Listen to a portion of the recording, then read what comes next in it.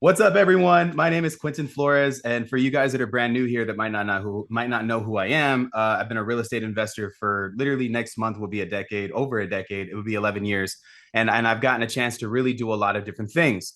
In this time frame, I've closed well over 1,000 properties in multiple different types of different ways. I specialize in curative title, and so my main thing is finding properties that literally no one else can close and then closing them. And Mhm. so in doing so, I've learned a lot about real estate throughout the time frame, working alongside real estate attorneys and multiple mentors. My mentor is a nine-figure earner based out of El Paso, and he taught me a lot about the systemization of business. And so, as I progress through the business, I've gotten a chance to open up my office. I've had an office shut down. I've lost a lot of business partnerships in that time frame. I may have made well over eight figures, but I've also lost well over eight figures. And let me tell you something, business is a lot like this. It's a roller coaster. You're going to go up, you're going to go down, you're going to go up, you're going to go down. But through and through, as somebody who is, I would say, God fearing, there isn't necessarily anything that I'm afraid of in this business anymore. And so I've seen it all. I've seen the worst of people. I've seen the worst of real estate deals. I've lost six flips at one time. And I think a lot of people, they come in talking about accolades. I want to tell you guys how many L's I've taken and how much I've pushed through all of that. And I know that I'm meeting a lot of you guys for the first time, but been 5 years sober on alcohol as of November of last year. June of last year. I've lost a little over 200 pounds. Your boy used to weigh about 425 during COVID. I got really, really fat. And you're currently watching me, which I feel is like the best shape that I've ever been in my whole life. I go to the gym regularly about 5 to 6 times a week, and I love it. And I'm also on meal preps. This year, I plan on competing in my first summer shred competition. And Summer Shred is a competition for multiple different types of people who can enter. I'm going to be doing the transformation competition. And so I'm really excited to be showcasing that. That's going to be happening closer toward the end of the year in October. And I'd love for you guys to just support me, be a part of it. But if you're watching this, you're probably watching this either from the Zoom call or from my YouTube channel. And in my YouTube channel, I go over all kinds of stuff, man. Like there's probably things that are popping up around the screen that kind of will give you guys the insight a little bit about what I've been doing over the last couple of years. And I've focused mainly on my podcast over the last 2 years. And so, me jumping straight back into this business now that we have a new president in place and the interest rates are probably going to begin going down, I can tell you guys that you are jumping into the literal gold mine, gold rush session of business that I think that you could ever be in. Stocks are up, crypto just hit over $100,000. We have real estate just booming right now. And I truthfully believe that there's going to be a lot of changes happening moving into 2025 and 2026, 2027. This is the best time to get into real estate. Like I was there when Trump was president first. And I tell you what, like, let me be honest with you guys. I closed more deals between 2016 and 2020 than I have in my entire real estate career. I actually have had to pivot to do other things to keep my businesses afloat. I keep it a buck with you guys anytime. I love coaching. I never thought that I would charge for coaching. Never thought that I would like be a mentor or a guide for some of you guys. But some of y'all are probably watching this. I have a couple of individuals that are watching this that are inside of my community. If you're inside of AW, stand up. I love when my team comes through and they represent. It's called Real Estate Cheat Codes, man. And in Real Estate Cheat Codes, I teach a little bit of everything. And in this platform, guys, we have so much to offer. I mean, this is the community. We got 172 members. We talk about finding properties that no one else can close. And we get these deals done consistently, right? So we're at currently 172 members. Prices of this is going to go up. One of these days, we're going to be charging $500 a month for people to be a part of this. We have a whole community of individuals you can come in and link with. Everybody in here is posting, winning. Everybody's putting properties under contract. There's multiple courses that are available for you as well. We have meetings that are scheduled throughout the month in our calendar. And then we have a leaderboard here. So every single month, we award the number one person who is here a one-on-one coaching call. Number two person gets real estate leads. Number three person also gets a small real estate lead. So people are battling for engagement all the time. But if you want to learn more about it, I'm going to drop a link in the description for you guys to click on below, and I will put it inside of the chat box of this live video so that all of you guys can come in and take a look at what this is. Grab that link, save it to your phone. Maybe one day you're like, all right, you know what? Let's see what a paid community can do versus what I can do for myself in a free community. I think anybody in my group can tell you I'm very present. I'm posting and going live almost 5 to 6 times a week, multiple times. And so just so that you guys can kind of understand, we're really doing this and it's very, very serious. And I plan on documenting my whole real estate journey, this Saturday call being one of them. My commitment to all of you guys is not only am I dropping courses and extensive content inside of my private community, but I'm also giving out the bare minimal and doing the best that I can to post a YouTube video every single day. All right. So, like all of 2025, every single day, you can expect a YouTube video from your boy. And that's what's crazy about this year is that I'm going all in on this. And this is all of my long form content. I spent the last 2 years focusing on 60-second to a minute and a half videos, focusing on my fitness, focusing on my relationship with God to come back and deliver this to you guys where I feel confident this is the most complete product that I've ever created in my whole life. And it's still growing. I am still making it better every single day. We have partner coaches that are scheduled to come in. I'm going to be bringing in real estate attorneys. We had my good friend, Uncle Charles, with over 20 years of real estate experience, join the group. And he really just dropped a bomb on creative finance on every single buddy's head. So if you guys don't know anything about Uncle Charles, he's a really good friend of mine. We have a couple of products and partnerships launching. We have an AI tool that's going to be very, very popular coming out soon. That's basically the ChatGPT garnered to real estate. So it's basically an AI bot that knows everything about real estate. When I say that it knows everything about real estate, it knows more than me and Uncle Charles put together. Every guru that you've ever thought of, it knows more than all of them put together. And very soon, this AI chatbot that we're going to be throwing out there for the entire real estate community is going to be a game changer for anybody who's really trying to take their business seriously that might not have like a calculated direction on where it is that they want to go. I will leave that with you guys for right now. In today's session, what we're going to be going over is going to be a little bit different. All right. But like I said, if you're wanting to join my private community and get a more extensive deep dive on all of these different strategies that we're utilizing to close real estate deals and buy dead deals that are probably sitting in your CRM that no one else is able to close, hit the link in the description, hit the link inside of the comment box. It's there for you guys. I'd love for y'all to join and be a part of this movement of what it is that we're doing. We're going to be at 1,000 members before this year's over or die trying. And so with that being said, guys, today is going to be a little bit different. Last week, I spent 4 hours on the dialer cold calling motivated sellers.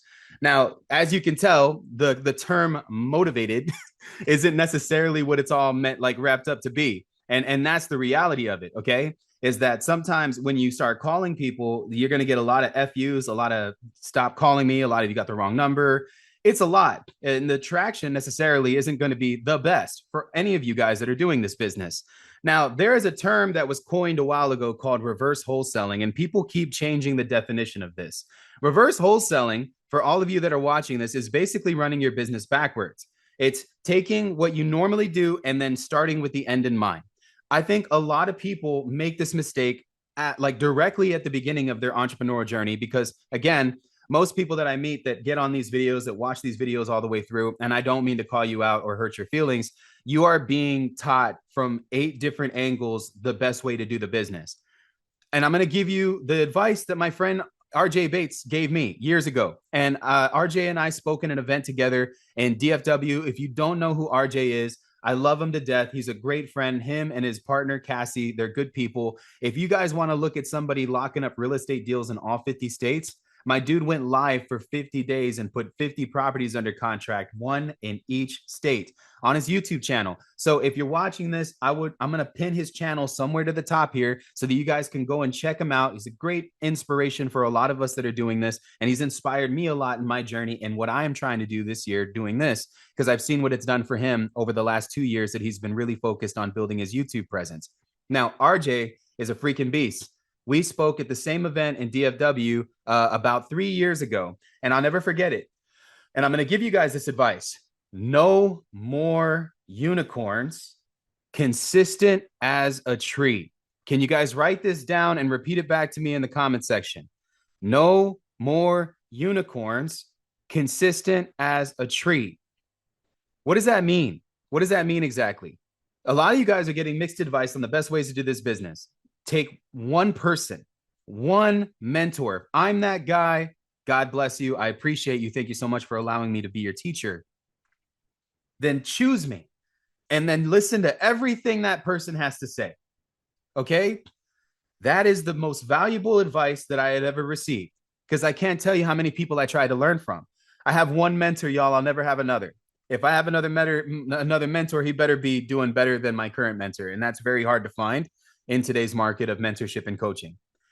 Second piece here, Second piece, and I'm gonna actually make my good friend here a co-host real fast, just in the event that we drop off for whatever reason. But this time around, I'm directly hardwired into the internet. So boom, consistent as a tree. Okay, so like I have the same crappy tree in my backyard that never grows oranges, and it's an orange tree. Okay, that tree, even though it's one of the most inconsistent oranges trees that I've ever seen in my life, right? And I think oranges grow on a bush. I don't know, but what I'm saying is it's tall as a tree. Okay, that thing back there, whatever that thing is always there. I look out the window and it's there. Are you taking your business to that level of consistency where you are finding success? And a lot of people, guys, they give up before they even see any type of results. I noticed this because, again, like where are we at? We're day 4 in the gym. I've gone to the gym every day over the last 4 days. And I can tell you from the first of this year that almost 70% of the population of people that had a New Year's resolution in 2025 to get healthy have already fallen off. It happens every year. I've been seeing this over the last 5 years, and that I've been dedicated to the gym. And it's just the reality of human nature. Most people, when they don't see results, they just quit. You're not going to see anything if you quit. That's just the reality. And in this business, you will fail if you quit. That's it. And you won't fail if you just don't quit. How crazy is that, right? Like what a conundrum. Like if you just don't give up, oh my God, and you're consistent, you will see actual results. Like, damn. So I don't care how long this takes for anybody here. For some people, God's going to make it arrive into your life a year from now, 2 years from now, 3 years from now. And some of you guys, it might be within the next couple of days, weeks, or months. I don't know the level of tenacity that you're going to bring to your business. But what I do know is the inconsistency of most people that I've mentored, which is why I'm not afraid to do these live videos. Because the reality is that almost 80% of you guys, 90% of you guys aren't actually going to do a goddamn thing that I'm telling you. I've taught thousands of people. Let me give you guys an example. Over the last 12 months, I've had 12,000 people opt into something that I had to sell. And I was just promoting coaching. The last 12 months, that's all I've been doing. Not a lot of real estate, more a lot of coaching. And I've always wanted to be a coach. So this is my year taking it for real seriously. Now I'm trying to do both real estate and coaching. And this is me coaching while doing real estate, right? 12,000 people opted in. I probably only had maybe 200, 300 people take action on like a 5K to a $97 opportunity. And I've done consistent videos like this for a long time. Okay. And so that's the reality, guys. Some of y'all might think like, oh my God, Q's giving out all the sauce right now. Like, no, I might be. Yeah. But like literally less than 10, 15, 20% of you guys are actually going to do it. So I pray that God gives you the will and the strength to take my advice and really run with it, because what I'm going to be doing today is going to be straight game. And we're going to be doing this thing backwards. All right. So I'm going to jump into it now that I've gotten some of the intro and inspirational talk out of the way. I always feel like I got to start these things on that foot. Okay. First and foremost, I created a checklist for you guys because today what we're going to be doing is going to be a little bit different. All right. And you might say, okay, Q, well, what do you mean different? What exactly is it that we're doing? This right here is a checklist that I created for finding cash buyers for wholesaling real estate, and I tailored it for me. Now, I don't know if you guys know the power of finding investors for your real estate business, but it's very, very, very important. And I don't think that a lot of people understand this. Some people work this business backwards. And what does that mean? It means that they focus 90% of their time finding cash buyer opportunities. One of my biggest mistakes that I've ever made in my whole career was not building a fund right from the beginning. My whole career. Like now I got a $20 million fund, but I barely built that within like the last 2 years. Okay. That wasn't there before. And so I focused a lot of my time finding motivated sellers, which I got good at, and I would find good deals, but there would be times where I would be stuck. I'd be stuck because I didn't have the money to purchase these deals, or I had a buying like power that dropped out. You see, guys, this is something that needs to be consistent. We focus 90% of our time on finding motivated sellers. We forget the very fruit of what the business actually is: finding cash buyers, not just cash buyers that are willing to buy you out of your real estate deals, but investors that are willing to put their money into your business. I'm talking about actual money into your business. I have a member here. I'm not going to say any names, okay? But I'm just going to blanket this out. I don't ever make these things public. But, he's asking me if he can help me with my community, and he's wanting to be paid for it. Now, this is an individual that I really appreciate, highly respect. Okay. So I'm not talking down on him whatsoever, but my dude is not a newbie and he has a valuable skill set, and God has given him this skill set. And so, what that skill set does is when it becomes valuable, people will pay for it. So, guys, I have cash buyers that are on my VIP buyers list. I have about 30 of them that spend about $500 a month to get real estate deals before anybody else. You guys want to do the math on that? Because that's about $7,000 in passive income that I produce every single month from just having cash buyers on my VIP list. I just had one of my cash buyers. So I told her that I'm taking my business seriously this year, right? And I'm going all in on coaching. I raised a little over 1,000 toys to prove myself to her.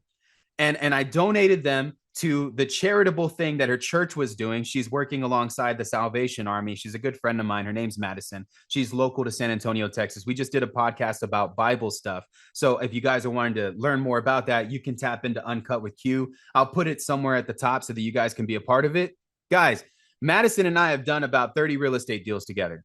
She bought almost 80% of my inventory in 2016. She was one of my first cash buyer relationships. Guess what she did because of the track record that we have?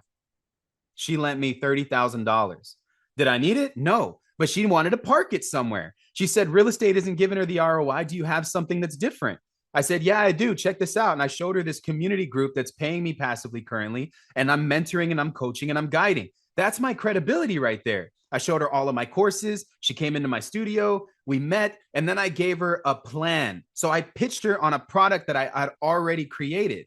I became valuable throughout the years, and utilizing the skill sets that God has given me, I've been able to create relationships with cash buyers and investors towards where there is no, I don't have any money to take on an adventure. I have people that are willing to put millions of dollars behind me so that I can facilitate the things that I'm wanting to do. One of these days, one of you guys might have this dream where you want to open up a gym, you want to start your own firm, you want to become a licensed broker, you want to become a real estate investor, a sales agent, right? There's going to come a day when you're going to need to leverage the most powerful tool that you could ever leverage in your real estate career. And it's called OPM, other people's money.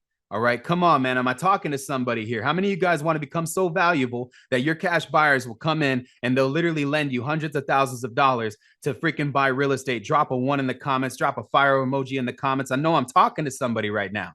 This is something that I feel that is so slept on in this business when people that I meet that have a very valuable skill set are not maximizing the gifts that God has given them. Okay. And so we're going to go into this and I'm going to deep dive into how you can so premise on this.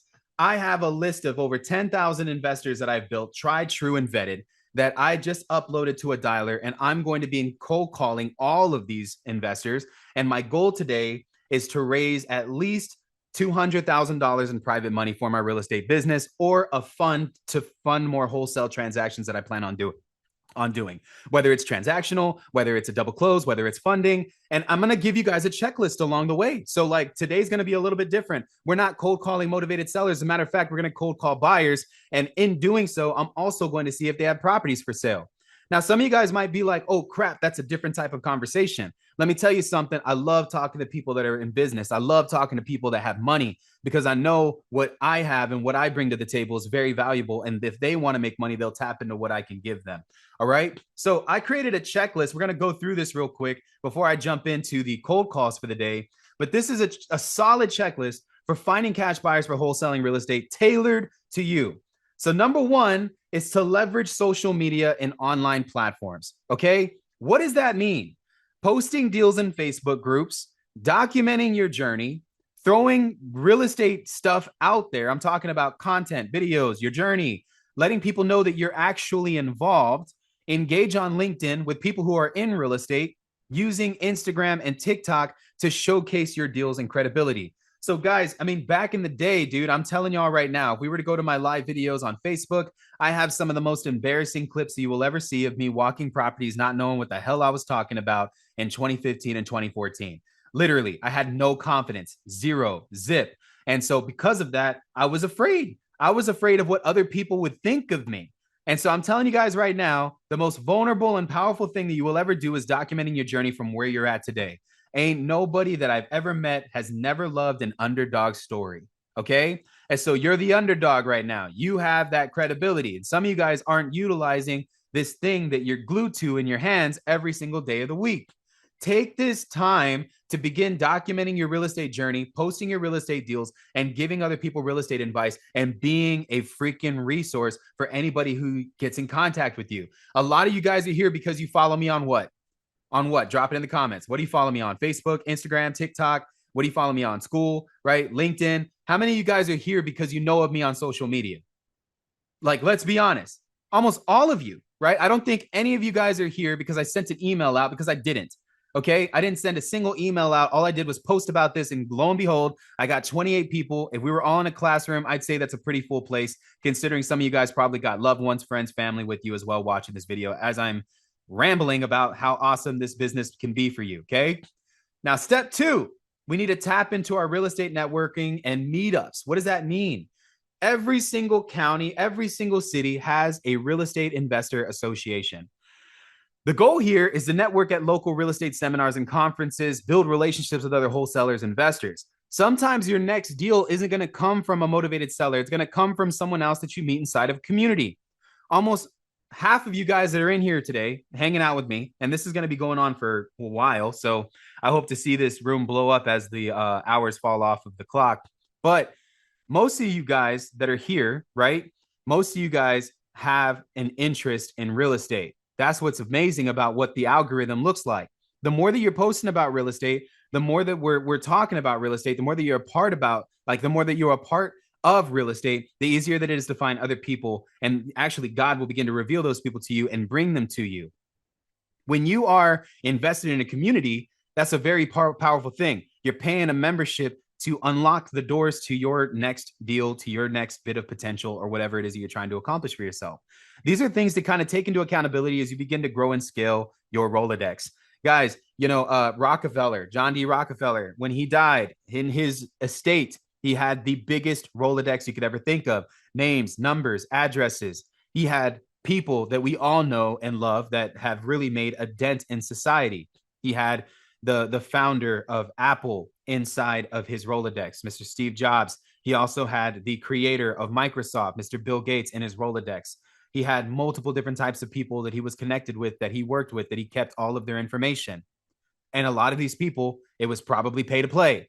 And so as you begin to progress through your real estate venture, it's imperative that you unlock those doors by paying to be a part of a community.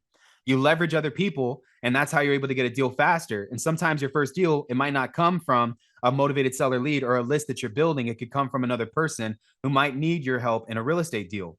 Third piece here, utilize public records and data resources. You can search your county property records for cash transactions. You guys know that you can do this. It's part of it. There are multiple softwares and systems. I'll link all of these softwares and systems so you guys can get them at a discount inside the description of this video, so y'all know what these softwares and systems essentially do. You can also check the MLS. If you have a friend who is a realtor, that realtor can pull up every single cash buyer for you. So networking and connecting with agents who work with investors is also a big one, okay?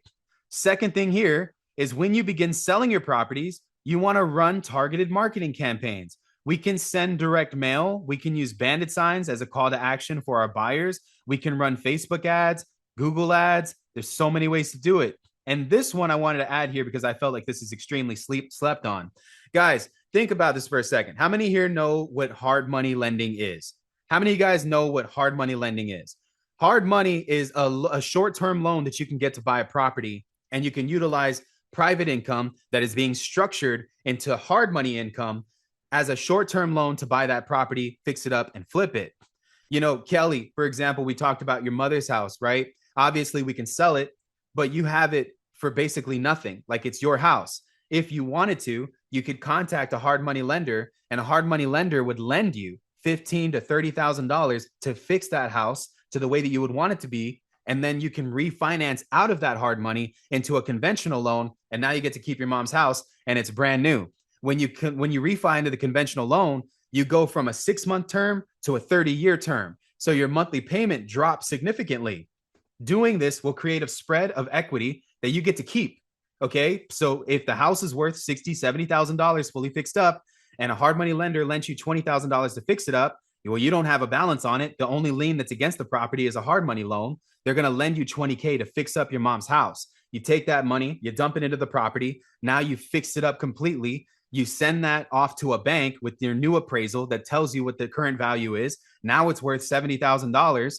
The bank will lend you 70 grand. That 70 grand, 20K will go off to paying off your hard money lender plus interest rates and fees, which should probably amount to maybe, let's say 60, let's say like, I don't know, $6,000, $7,000 on top, so like 27, $30,000 to keep my mom's house. And when you refinance it, you have this equity bubble that's there. You only leverage 30K in debt. That debt is paid off in full. When you do a cash out refi, you now owe a bank 30-year mortgage, right? Well, you have that spread between the loan of that property and the value of it. That spread, which is between 70 grand and 20 grand, is $50,000. The bank will allow you to do a cash out refi on that property. And that cash out refi can allow you to pull 85% of that equity up. Not only do you get a chance to keep your mama's house, but you're also going to make way more money doing it this way. Plus you get 30 to 40 grand in your pocket and you can keep the property. You can just put a tenant in there and rent it. Now you're making a couple $100 a month. And over time, guess what happens? The value of that property will rise while the balances get paid down. I know we cover that on the last conversation that we had, but I wanted to throw that out there for everybody here. That right there, guys, is called property incubation. Okay. And this method is called BRRRR: buy, renovate, rehab, resell, refinance, repeat. It's like BRRRR. It's just a bunch of R's that mean something different. So let's jump right back into this. Okay. Why network with hard money lenders and why network with people that lend money? Guys, these are people that represent investors. How many hard money lenders do y'all know of that are consistently working with real estate investors all of the time to fund real estate investors' transactions? All of them, literally all of them. And so wouldn't it make sense to create a Rolodex of hard money lenders in your area to call all of them about the properties that you have for sale? Right? Come on, guys. Am I talking to somebody here? I think that if I'm going to find people who have a representation of a lot of money, I could tap into an even bigger buying power and stretch myself out even further based on the lending programs that these hard money lenders provide. Now, a lot of these lending programs that these hard money lenders provide are not just basic hard money loans. Like they also do 30-year, they also do 10-year, 15-year loans. They do all types of loans. This is what's really cool about the lending game, is that there's an unlimited supply of money that's in this world and not a lot of places where people can put it. So reaching out to hard money lenders, guys, is going to give you a leverage. Okay. Ask a lender for a list of their investor clients, connect with title companies that work with wholesalers and cash buyers. From this point, post your deals everywhere. Put them all over the place. Put them on Facebook. Put them on an SMS blast. Cold call people. List them on Bigger Pockets Marketplace, Zillow, Facebook, for sell by owner sites, optional depending on strategy. However you'd like to do it, you can post whatever real estate deals that you have all over the internet and you will find investors. Now, I love cold calling and I love texting. I like calling real estate investors and making meaningful connections. I think that when I meet a lot of people, they don't want to do this business this way, but I love doing it this way. So I have a list already that I've built. And for you guys that are watching this video, I currently warehouse about, I think last I checked, 4.8 million cash buyers is what I have in my current business. And so I have a list of vetted cash buyers throughout almost all the United States. And if you guys just want to kind of skip the BS and jump straight into building your fund, make sure that you reach out to me. Currently, I'm running a special on this. You guys can get an entire state of cash buyers for $300. This is not like normal data, guys. These are verified people. These are individuals that actually are buying properties. When you reach out to them, you're going to get the right person on the phone every single time. This isn't a skip trace list. This is a verified list of cash buyers that I've built throughout the years. So if you're watching this video, you can DM me on Instagram, DM me on Facebook right now, message me directly, and we can talk about your cash buyers for your state. I'm only throwing this deal out to people who have watched this video and can reference it and can message me directly. So if you need a list of cash buyers, guys, I literally have one in every single state. And I'm just going to be 100% with you guys. I've been building a cash buyers list over the last 10 years that I've been doing this business, as I do this business in all 50 states. And I work with a lot of people that I coach and mentor that find real estate deals all over. Okay. So we're going to do that. We're going to leverage that. Second thing that we can do is leverage our current buyers list and referrals. If you already have buyers, offer incentives for referrals from past people that have bought properties from you. We're going to keep in touch and nurture existing buyers for repeat business. I think that once a month, you should spend at least 10 minutes out of your time nurturing your buyers list. Just messaging 3 or 5 of them that you know that are very active, that message you on a consistent basis. Touch base with them. Ninth piece here is work with real estate agents. So I love working with real estate agents. Sometimes a real estate agent will also bring a buyer to the table. And then above all else, guys, consistent and follow up. No matter what, my tip for you guys is to always be building your list. Cash buyers are your business's lifeline. So I created a downloadable version of this. You can just literally go in here, click the file, and then select download PDF, and boom, you guys can take a copy of that. Don't make a damn copy. Please just do this thing here. Now, some of you guys might be like, okay, well, what can we do? Like, what's the conversation look like? I created this checklist for you guys and I shared it inside of the group. And I'm going to go over it real fast. This is my cash buyers vetting script and the intro plus qualifying questions that kind of happen that when you go throughout the conversation, this is what it'll look like. Hi, Mr. Buyer. This is Quentin with Infinity Cash Offer. I heard you're interested in buying investment properties. I want to ask you a few quick questions to make sure we're a good fit. Does that sound good? Wait for the response. What type of properties are you looking to buy? Single family, multifamily, fix and flip, buy and hold. Do you have preferred price range? Are you looking for specific locations on neighborhoods? Experience and track record. How many properties have you purchased within the last 12 months? Do you buy with your own cash or do you leverage someone else's money or financing? Are you okay with providing proof of funds when we send you a deal? How quickly can you close one once we send you the deal? Do you have a title company? Are you okay with putting down earnest money? And then the communication follow-up aspect of this. How do you prefer to receive deals? How often are you looking for new properties? If I send you a great deal that fits your criteria, how fast can you make a decision? And then closing the call is getting all of their info and uploading them to your marketing campaign so that you can send them over a real estate deal. Red flags. I want to put this in here. If they hesitate on proof of funds, guys, a real cash buyer isn't going to give a shit about proof of funds. But if they're really serious, they should not care if they don't care about providing it. If they don't care about having it, they shouldn't care about providing it. Does that make sense? And so, like, to me, if I'm going to talk to a buyer, I'm going to ask for those things. I want to make sure that you're real. And if you are utilizing money, then just tell me, dude. I don't care if you're borrowing this money from freaking King Tut. I need to know that you have the funds to buy these real estate deals. So if you hesitate on that, I don't really want to do business with you. You can say that I'm missing out on an opportunity. Cool. I want to protect me and I want to protect my people, especially if I'm going to be sending you real estate deals and these motivated sellers need a quick solution. If you don't have a track record or references, I really don't trust you. If you can't close quickly or need bank financing, I mean, just be real and upfront. Communication is where people mess up. Like, dude, if you're a real buyer, just tell me it's okay. If you're not, tell me it's okay. If they avoid putting down earnest money or a non-refundable earnest money deposit, I'll tell you right now, you don't have somebody who's real. And so again, if they avoid putting down a deposit on your assignment of contract, you don't have somebody who is actually trying to buy your house. I only do no earnest money deposit with people that have a track record with me, meaning that they've closed a bunch of real estate deals already. So I wanted to give this to you guys. It's inside of the chat box. If you're inside of the private community, I'm going to pin it to the conversations. And again, you can probably only get it there. I'm not going to post the links to these things on the replay. So just so that you guys know, this is for everybody that is an action taker that is in today's call. This is the script that we're going to be utilizing. Now, I'm a little bit more experienced. I know the script like the back of my hand, okay? And so you're not going to see me reading off of this thing. I use the script as the way that I get an idea of what needs to be said. That's it. If you guys read off a script, you're going to sound robotic. It's not going to sound real. And the primary focus here is to make meaningful connections happen. That's the focus. So if we're not doing that, then we're failing in business, okay?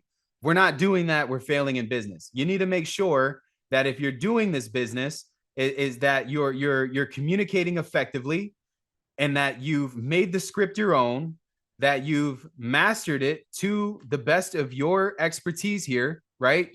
And that you can speak it to the way that it needs to be spoken in your own voice, in your own charisma, persona, all of those things, okay? And so it's imperative that while you guys are learning a script and applying a script, that you're also making it applicable to what it is that you're doing in your real estate business and that you're making it sound just like you, not like a robotic response, okay?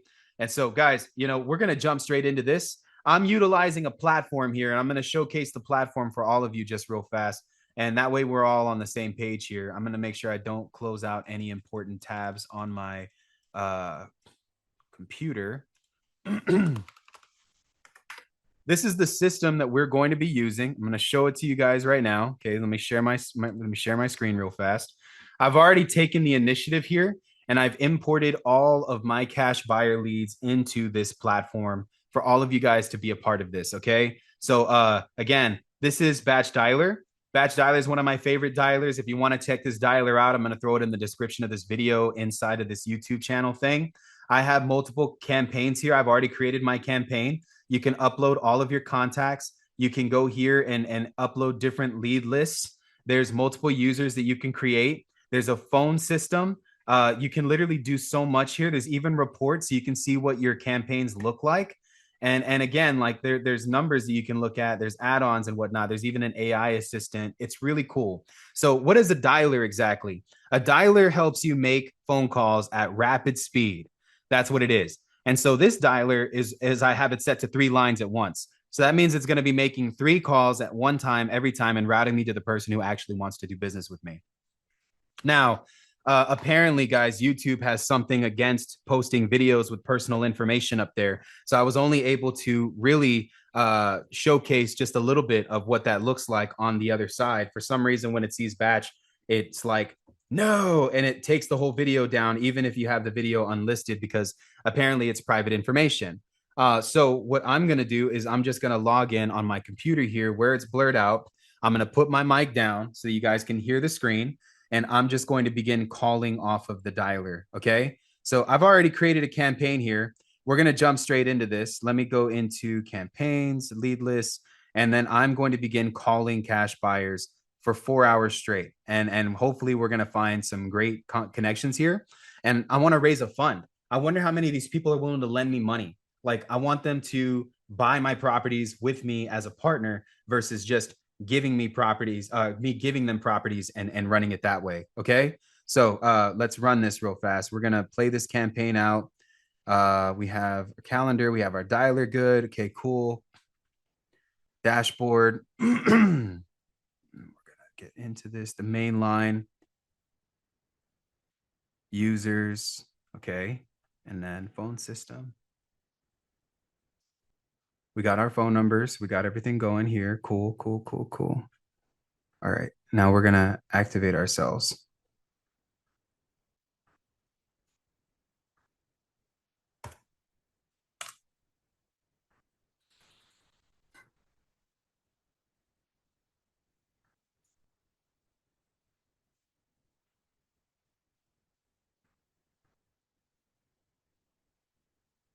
Okay. We're good here. I'm going to have to turn my phone off for this. Okay. Let's rock and roll. We're going to start right now, guys. Just give me a moment. I got to make sure that everything's plugged in here and that we have all of our lead lists and that we're good to go. All statuses for myself. Okay. Available.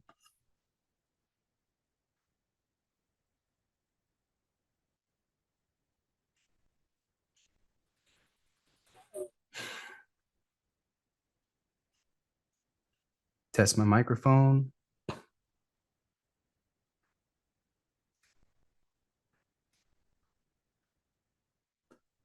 Test network. I'm doing an internet speed test too to make sure that my internet is solid. You guys want to make sure that your Mbps download time to me is at least over 300. If it can be over 300, then you're prepared to cold call. Also, like, the better the PC, the better the connection rate too. So those are things that you kind of want to take a look at as you begin progressing through your cold calling venture. So we're going to jump into a campaign right now. Let me take this out.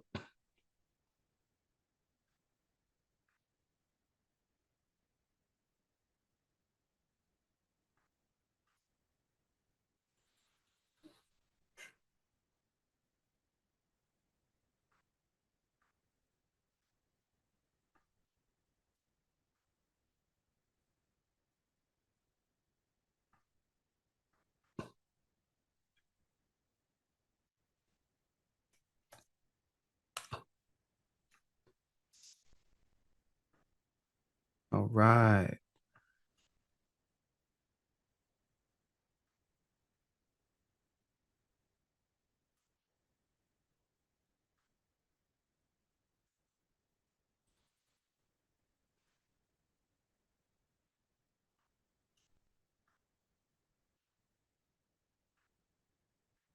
We got a couple of voicemails in here too.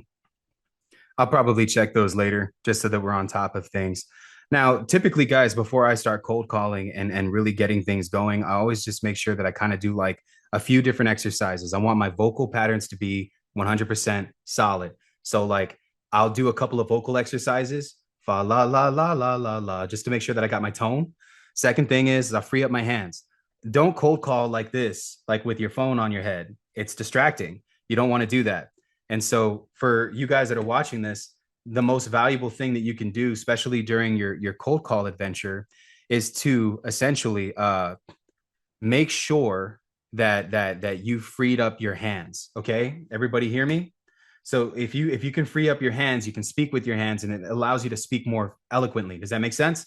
And so again, we're gonna just jump straight into this. I'm already in prep work. We're gonna switch to availability, and then I'm jumping into cash buyers. It's gonna start dialing now. And so if you guys have trouble hearing, I have the mic like positioned right over the computer, but this is as good as it's gonna get. All right. So we're just gonna make some calls together. It is dialing out now.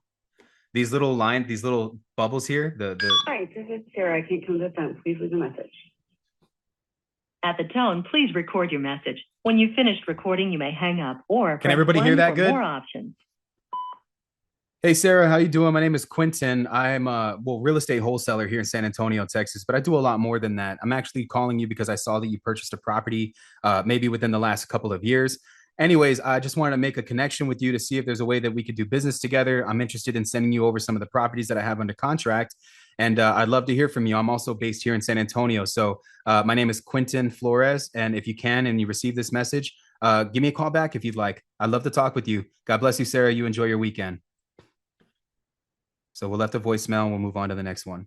I like leaving these seeds. I did this on the last call. I called it planting seeds. Every call, even if I'm reaching just voicemail, is imperative. I still want to make a connection. So like we're going to do that.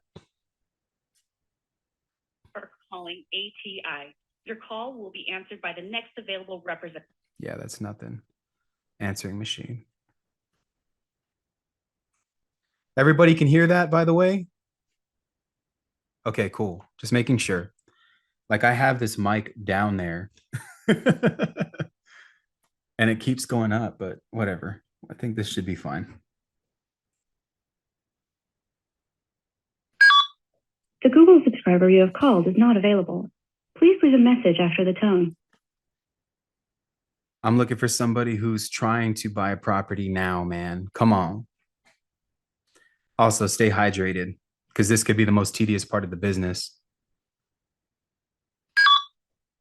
Hello? Hello. Please state your name after the tone, and Google Voice will try to connect you. Quentin. I also don't recommend people using Google Voice numbers, man. Like, use your real number. If you're in business and you're buying properties, there's no reason why.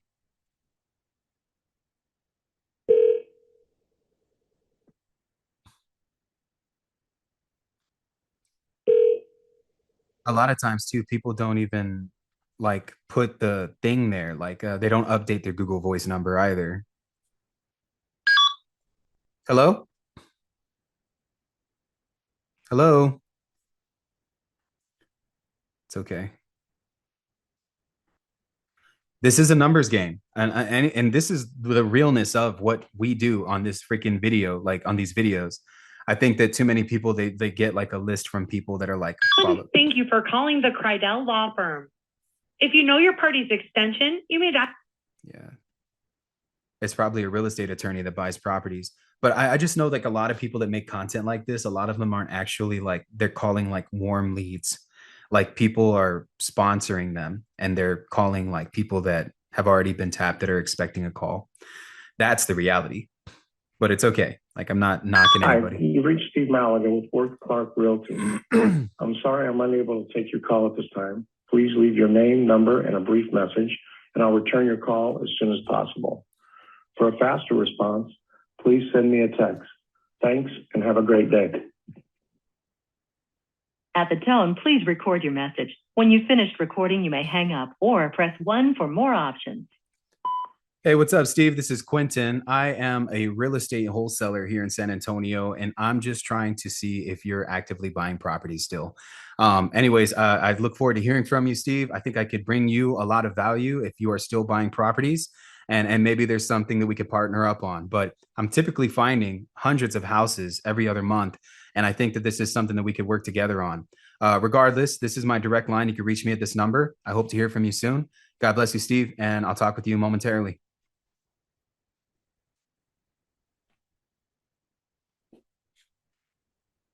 Maybe if I put my phone, it won't go up. I think that's dangerous if I were to do that.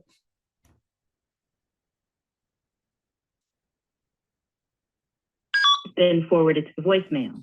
The person you're trying to reach. Give me someone serious.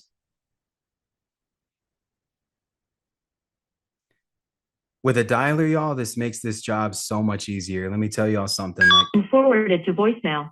The person you're trying to doing this on like a what I would say like a single line dialer, doing it from your phone, you're probably not going to get the best results because it's not going to be this fast or rapid. Like it would take you time to reach one person, but we'll keep calling. Like again, like this is my goal is to sit here for a while. I can see how many calls that we've already made too, just being on this call with you guys. Let's take a look. Hello? Hello, I can't come to the phone right now. Please leave a message and your phone number and I'll call you back. Thank you. Bye-bye. Hey, Jessica, this is Quentin. I saw that you bought a property over the last couple of years, and I just wanted to see if you're still actively buying properties. I find a lot of real estate deals, and I think that this is a valuable thing that I could bring to you and your business.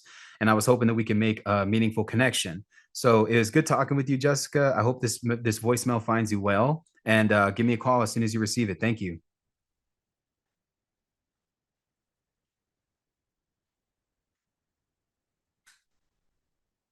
has been recorded. Record your message after the tone.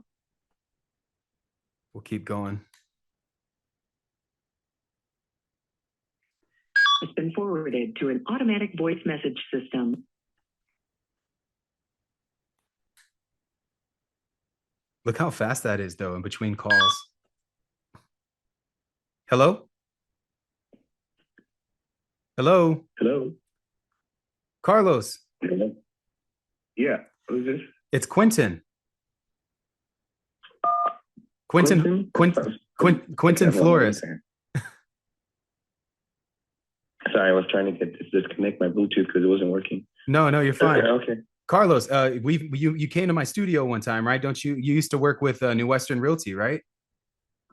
Yes, I did. Dude, it's Quentin. How are you doing? Good. It's good to talk to you, man. I'm sorry, did I catch you at a bad time? No. You got me.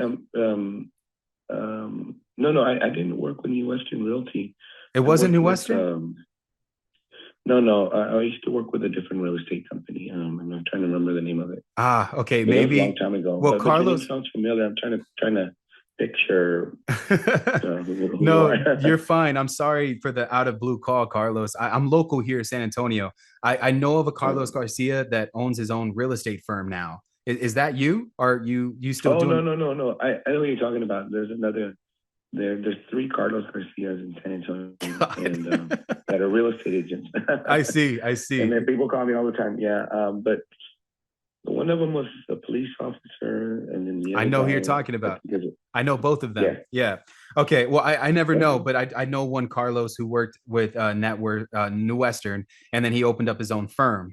Anyways, I don't want to waste your time, man. The reason for my call, Carlos, is because I've been in the real estate business for a long time. I've been doing deals here in San Antonio, Texas for quite some time, and I saw that you may have bought a property over like the last couple of months. Are you still actively buying real estate deals? No, I haven't bought anything. I'm a real estate agent, but I haven't bought. I see. You don't have like investors that you work with? I have a handful of investors that I work with. They're time wise, I'm very limited, so I'm down to just handful of investors and I see. whatever current clients I have.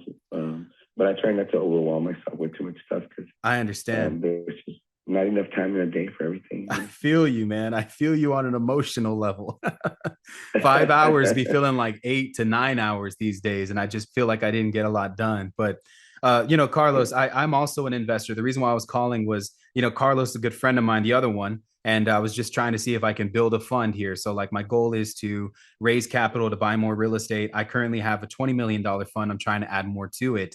So that's why I was calling. Right. And we might not be in alignment there, but if you work with investors and you find distressed property, I would love to work with you. I'm in the process of finding a bunch of properties all over San Antonio. This year will be a pivot year for me. My goal is to do at least $3 million in investment property as far as like profits goes. And so, to do that amount of money, we're going to need to utilize multiple marketing strategies, this being one of them.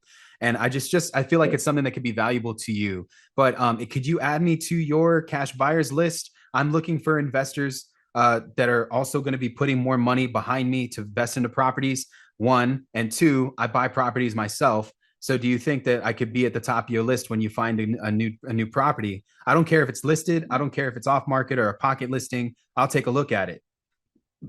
Okay. Yeah, definitely. I can add you to my information. Okay. You want to take down my email address? Yeah. What is it? It's Carlos Garcia Real Estate. Okay. At gmail.com. That is crazy that you were the first person to grab that. Yeah. Okay. I got it now. Do you want me to email you over everything? I'll send you my buying criteria, the capital that we have, proof of funds, all of that, so that you have it. And I would love to do business with you this year, Carlos. So if you could just save my number, and if you find a property that we could purchase, I'd love to work with you and see if we can make something happen. Is that okay? Yeah, that's fine. All right, Carlos. Thank you for taking my call. Thank you for being kind. I will talk with you soon. God bless you, and I hope for a prosperous 2025 for you, my friend. All right, you do the same. You take care, brother. Bye. So we might have not have gotten somebody who had there are tons of Carlos Garcias. This might be one of them. It's San Antonio, Texas. I would say that this is a very you're going to find a lot of Lewis's, you're going to find a lot of Carlos's, you're going to find a lot of Pedro's. Okay. So there are a lot of us here, right? I'm the only Quentin Flores. Let me put that into place real quick. But as I progressed in my business venture and the things that I've been doing, again, like we might have not gotten a good deal here, but he's actively working with investors. So that's good. So we'll say that it was a successful sale and move on. This will be somebody that I will contact later. And so again, the dialer will pick up and we'll start again calling other people. But what do y'all think about that conversation? What are some key point takeaways that y'all can see? I kind of pivoted. Hello? Hi, Denise? Yes. Hi, Denise. I'm calling. My name is Quentin. I'm calling because did you purchase a property recently, like an investment property? Are you like a cash buyer? No. Oh, well, I guess I got the wrong info. Are you like a realtor then? I'm a transaction coordinator for realtors. Are you a realtor? I'm a real estate investor and I do need transaction coordinators. That is something that I'm sorry, for some reason you're on this list of people who buy properties. You probably facilitated one of those types of deals then, right? Possibly. So do you work in the state of Texas? I do. Yes, ma'am. I do. What city? I'm in San Antonio. Oh, okay. All right. Well, I have probably like 10 to 15 deals in the pipeline every single month that I work on. I'm an active real estate investor. I've been doing it for a while now. And I don't have a transaction coordinator. So maybe we could make a connection. I'm so sorry. It might not have been the reason that I was calling, but I don't know. Maybe we can make a connection. You said you do transaction coordination. Well, what can you explain to me? I'd love to hear about it if you don't mind. And I'm a serious person. You can look me up. Okay. Well, what's your name? Quentin Flores. Quentin Flores. Okay. Quentin, yeah. I don't know why that kind of sounds familiar. Maybe I sent an offer to you. I wouldn't doubt it. I'm actively buying here in San Antonio. So that might be something, but I used to work with a company called Easy REI Closings, but they're based out of Utah. They don't really understand Texas and how escrow title companies work. You know, it's different in other places. They're either attorney states or escrow states. So, you know, it's different. It's different. So I'm just, I mean, I'd love to hear what you offer if that's okay. Oh, okay. Well, what I do is the realtor normally calls me or sends me a text message with the property address, the buyer's info. I write the contract, and once it gets accepted, then I send the executed contract to the title company, all the realtors, the lender. And then when the time comes, negotiate the repairs or, no repairs, it just depends. Oh, wow. And just follow the transaction. I All the don't way. read inspection reports. It's too Yeah, long for me, and I don't want to be responsible for I missing anything understand. important. So I let the realtor send me verbatim what they want on it. I Okay. write it up. Sometimes it's long, sometimes it's short. And then I write the amendments, whatever's needed, extensions, hey, where's the survey? That sort of a thing. That's what I do. And Wow. then yeah. So what broker are you with? I'm not a broker. I'm just a real estate investor. I've been doing it for about 10 years now. Next month will be 11. It's crazy.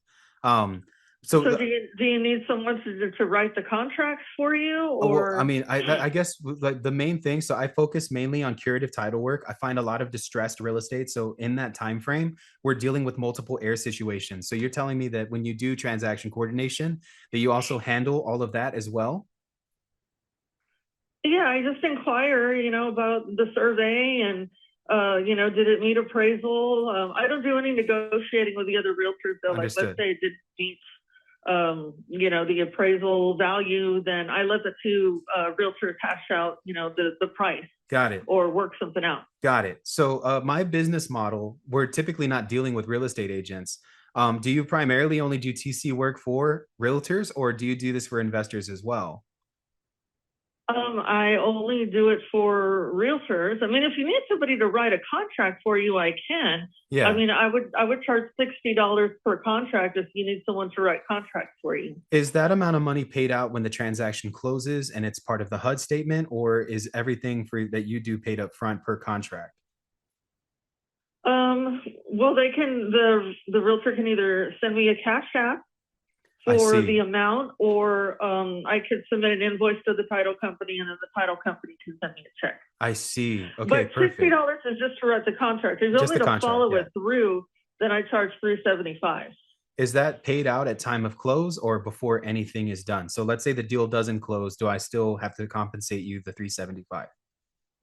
The 375 would be done at close, but if for some reason it doesn't close and something happens, which happens occasionally, For sure. lender doesn't approve the deal, at the very last minute, then I just add the fee perhaps to like a future transaction. I So that see. You're getting I compensated don't for I it. don't want to be hounding people to pay me, for Yeah, a dead deal. So I'd like I wait for the understand. next one to come along, and then I add it to the next one. Well, I think that this is a meaningful conversation. I really appreciate. Are you doing this solo or you work for a company? I work from home. I do this on my own. I don't have a transaction coordinating company. I just do it for the realtors. I've been doing it since 2015, Wow. and it was an accident. I didn't even mean to be a realtor.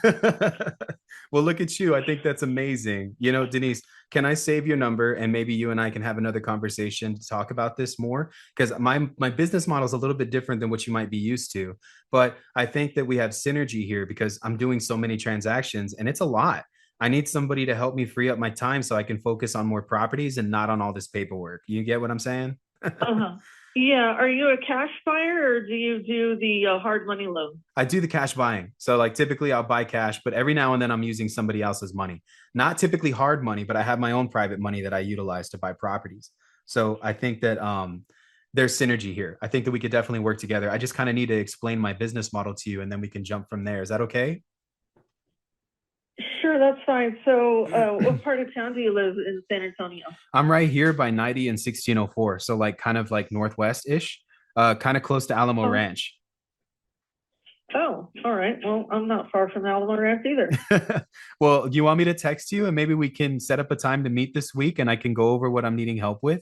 This could be something. Like I do about 10 of these a month and I need a lot of help with the paperwork. I don't think I'll have the time to focus on each contract individually. So I do a lot of curative title, right? So a lot of the properties that I find have debilitating title issues like liens, active judgments that need to be removed. Sometimes there's multiple heirship situations, so I have to deal with multiple heirs.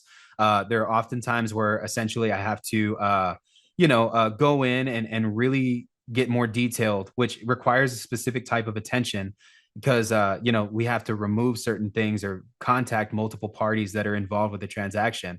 That's kind of the price that I pay to get a deal at like 15, 20, 30 cents on the dollar. But as an investor, I'm a problem solver first before I'm a moneymaker. So like, these are next level problems. It's a little bit different than traditional realtor real estate, but I'd be willing to pay more. The company that I was utilizing before was charging me 400 per transaction. So, I mean, obviously this is a little bit more work, but I could go over this in detail with you and maybe we could sit down for some coffee or something and I can go over this. Would that be okay?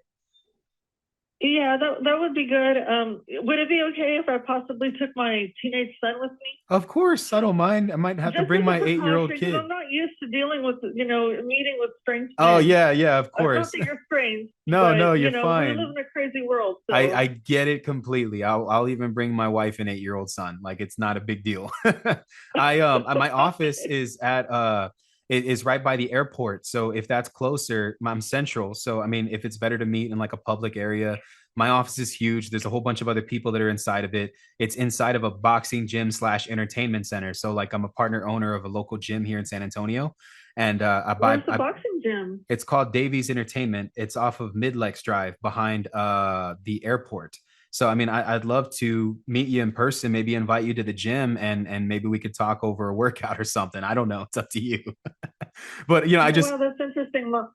My son used to take boxing lessons at Rio's gym. yeah, yeah, I don't I'm know if you've heard of familiar. it. It's like a little backyard gym. I love the backyard ones though. They have the best trainers. Those are my favorite, But this one's more of like a big one. Like I'd say that this is the commercial type of boxing gym. But yeah, I've been a friend of the owner. His name's Cameron Davies. He owns Cruising Kitchens downtown. You might have seen the big old CK building driving closer to the courthouse, but we're moving locations downtown. So this is just a primary place for me. But I own a production studio here in San Antonio as well. So I do a lot of content creation. Denise, so you feel comfortable. Why don't you just go into Google real quick and then type in my name and you'll see who I am. It's Quentin Flores, Quentin, and then Flores. I've been doing this for a long time. So I've been making a lot of content. I've focused a lot on credibility for these specific reasons because I meet people and then sometimes we could bring value to each other and other times we might not be able to. But I mean, obviously you're a lady and you might be on the fence with meeting a total stranger on the internet.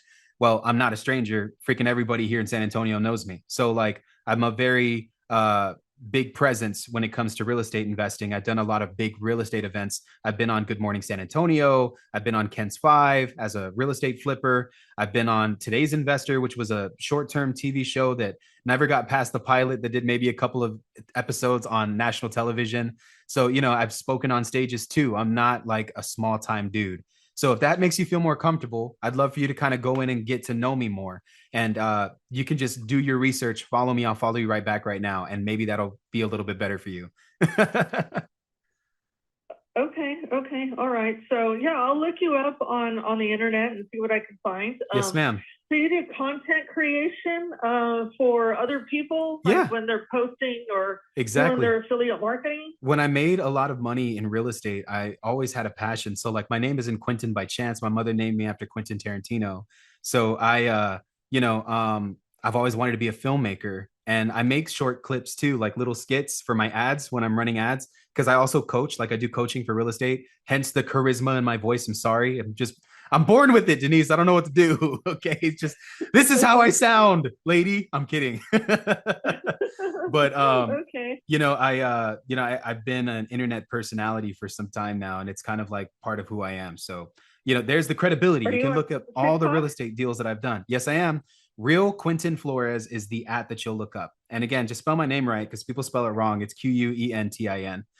Yeah, but you can look me up, and again, I would love to work with someone. I need help. I have a lot of properties that are going to be going through a lot of transaction coordination. And honestly, Denise, I think that we can make a lot of money together this year. And maybe this could be like a meaningful connection for the both of us. But again, yeah, I want you to be Oh, comfortable. So if you don't mind, I can text you from my personal line and we can take this conversation from there. yeah, that's totally fine. Sure, we can meet. I can look you up.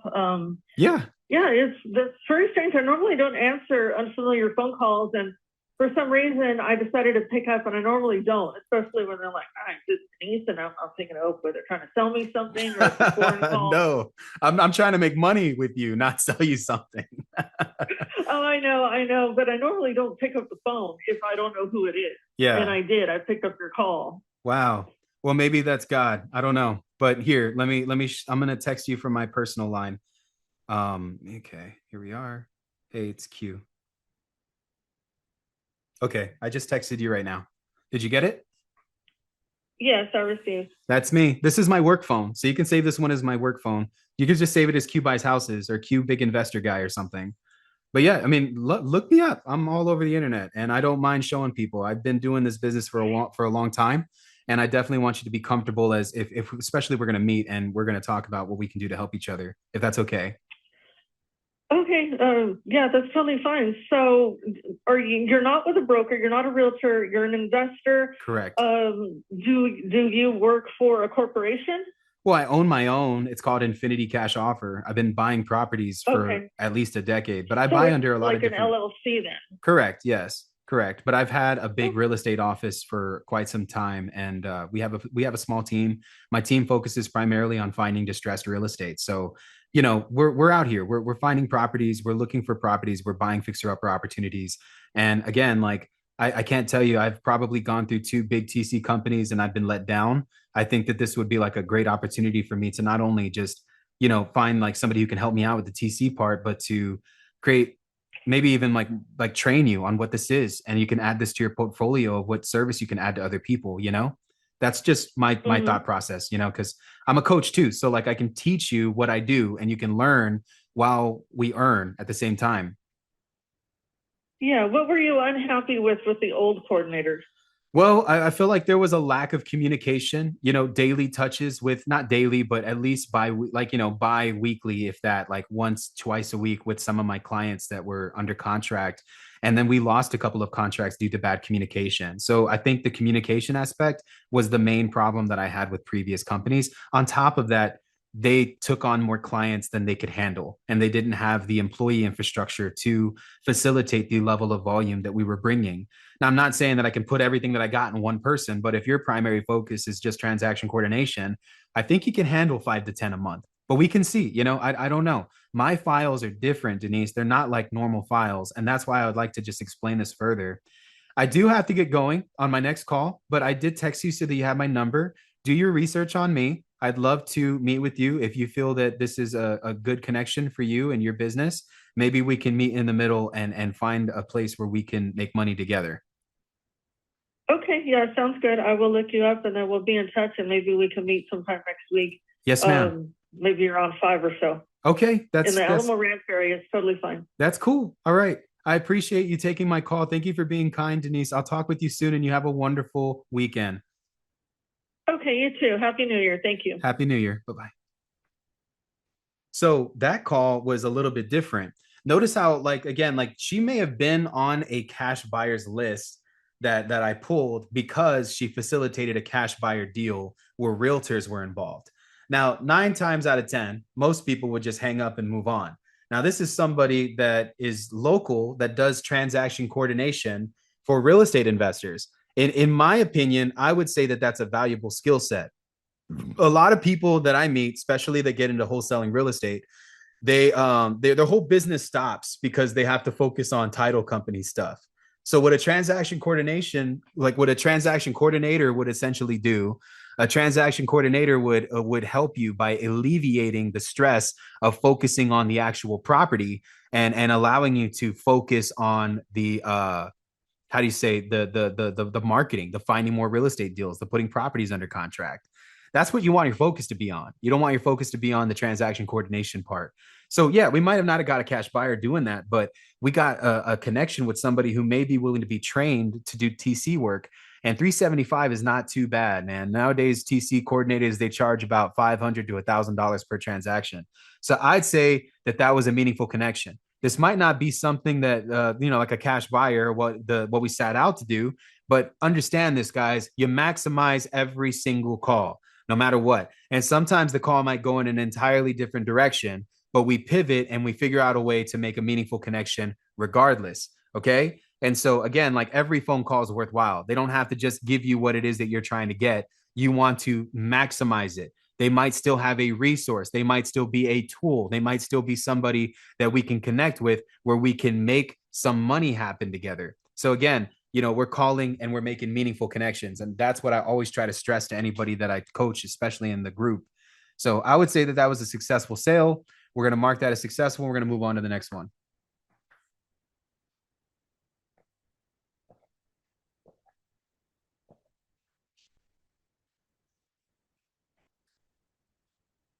So crazy. Bueno, Hi, Rosa. ¿sí? I'm sorry. ¿Quién habla inglés? I cannot hear you. Who is this? You speak English? Yes, Hi, Rosa. Are you an investor? You buy properties? I'm sorry. I'm a very loud place and I cannot hear. Are you an investor? Like, do you buy properties? No, I think you got the wrong number. Okay. Thank you, ma'am. Sometimes people change their numbers and other people pick up their numbers too. This list that I pulled may have been about like a year and a half old. So that's something to kind of take into consideration. So I'll put that on the DNC and we'll move on to the next one.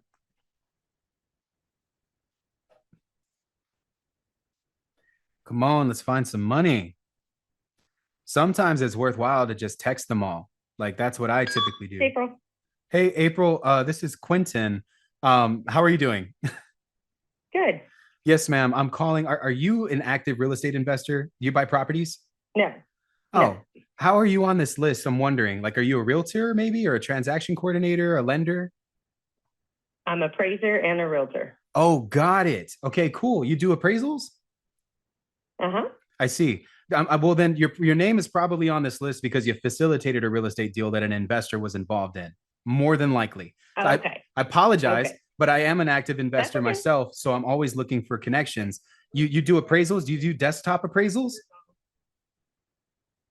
No? Okay. Oh, good.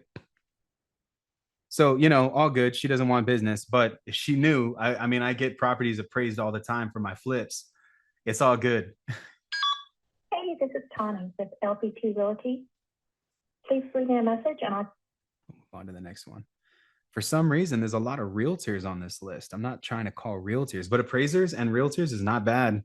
We need appraisers. I don't know if you guys know how appraisals work, but essentially they'll go and they'll evaluate your property based on your rehab to give you the estimate of what it will be worth once you're done fixing it up. Sometimes they'll do desktop appraisals. So like a desktop appraisal is you send them the rehab bid, they run comps on it. Hello? Please leave your message for Kathy. They run comps on it. Once they're done running comps on it, they'll give you an idea of what it'll be worth, and then your lender, your hard money lender, will base that loan off of the amount of money that the appraiser gave you. Outgoing call. Oh, John. No? Okay, cool. Well, I tried to answer that one. and forwarded to an automatic voice message. We're going to keep on going. And normally I would leave voicemails on all of these people, but I don't know because the list kind of seems. Hello? Hello, Steven. This is Quentin. I know this is out of the blue. Are you a cash buyer? Like you buy properties? No, thank you. Not interested. You don't buy houses at all? Oh, weird.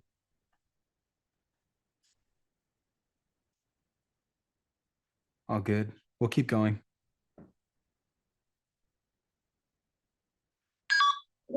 Hello? Hello? Hello? Hi, Brianna? Yes. Hey, Brianna. Are you like an investor or like a realtor? I got your number and I don't know why, but it's on this list. So I'm just trying to clarify before I jump into it. My name is Quentin, by the way. No, I mean, I used to be a realtor, but I never renewed my license. So, Oh, you're not actively doing real estate anymore? no. Oh, okay. Well, for some reason you're on this list. I'll remove you. I apologize, but I'm actively in the business, and if you ever need help or advice or anything, I'm here for you. My name is Quentin. Okay. That sounds great. Thank you Yes, for ma'am. the call. God bless you. Bye-bye. I'm using batch dialer for you guys that are watching this. If y'all want to try it out, I'll put it in the description of this video. Insane. Hello? Hello? Oh, it's disconnected.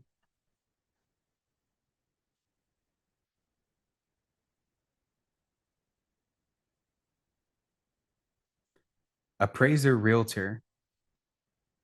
She probably represented somebody. That's more than likely why she's on it.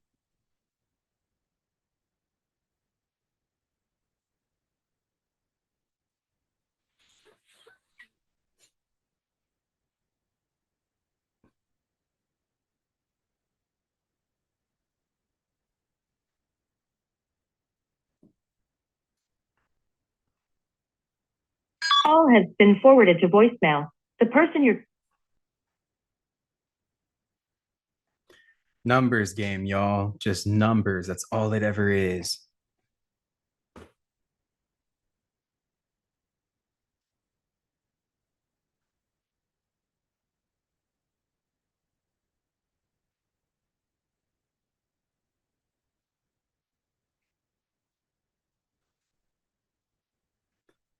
I just did that last week for 4 hours, Jose. So today I'm cold calling buyers. My goal today is to find real estate investors. you may hang up. I'm trying to raise a fund. So the purpose of this video, if you're in here, is because we're trying to find money. We're doing the business backwards today, which I think is way more valuable. Hello? Hello?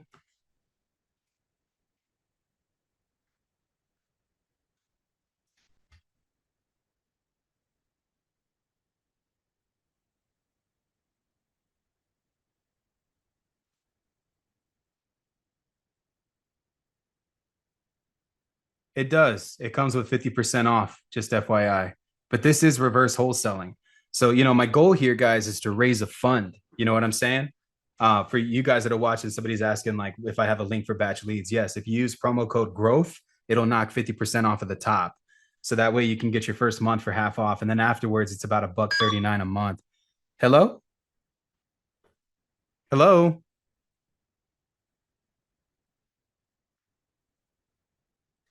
But yeah, I mean, dude, I love batch. Batch is great. And I mean, honestly, it's worthwhile getting the For premium. commercial, press 1. It's worthwhile For getting residential, the premium dialer. press 2.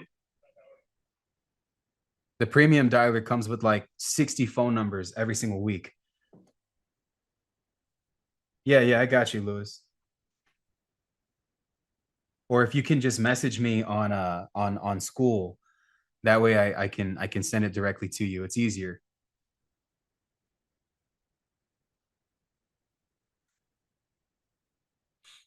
I use Jarvis for everything, Jose. Jarvis is literally everything. Like I use it for Been forwarded to voicemail. my cash buyers The person list. I use it for my organization of my business. I use Jarvis for text message marketing, cold calls, warm calls. I use it to send emails. I use it to manage my coaching business. Jarvis does everything. Hello? Hello? At least we're plowing through this list. Also, Jose, you're like direct messaging me. Let's make sure that everybody can see the questions. That way, everybody can get the value as well, just being in the call.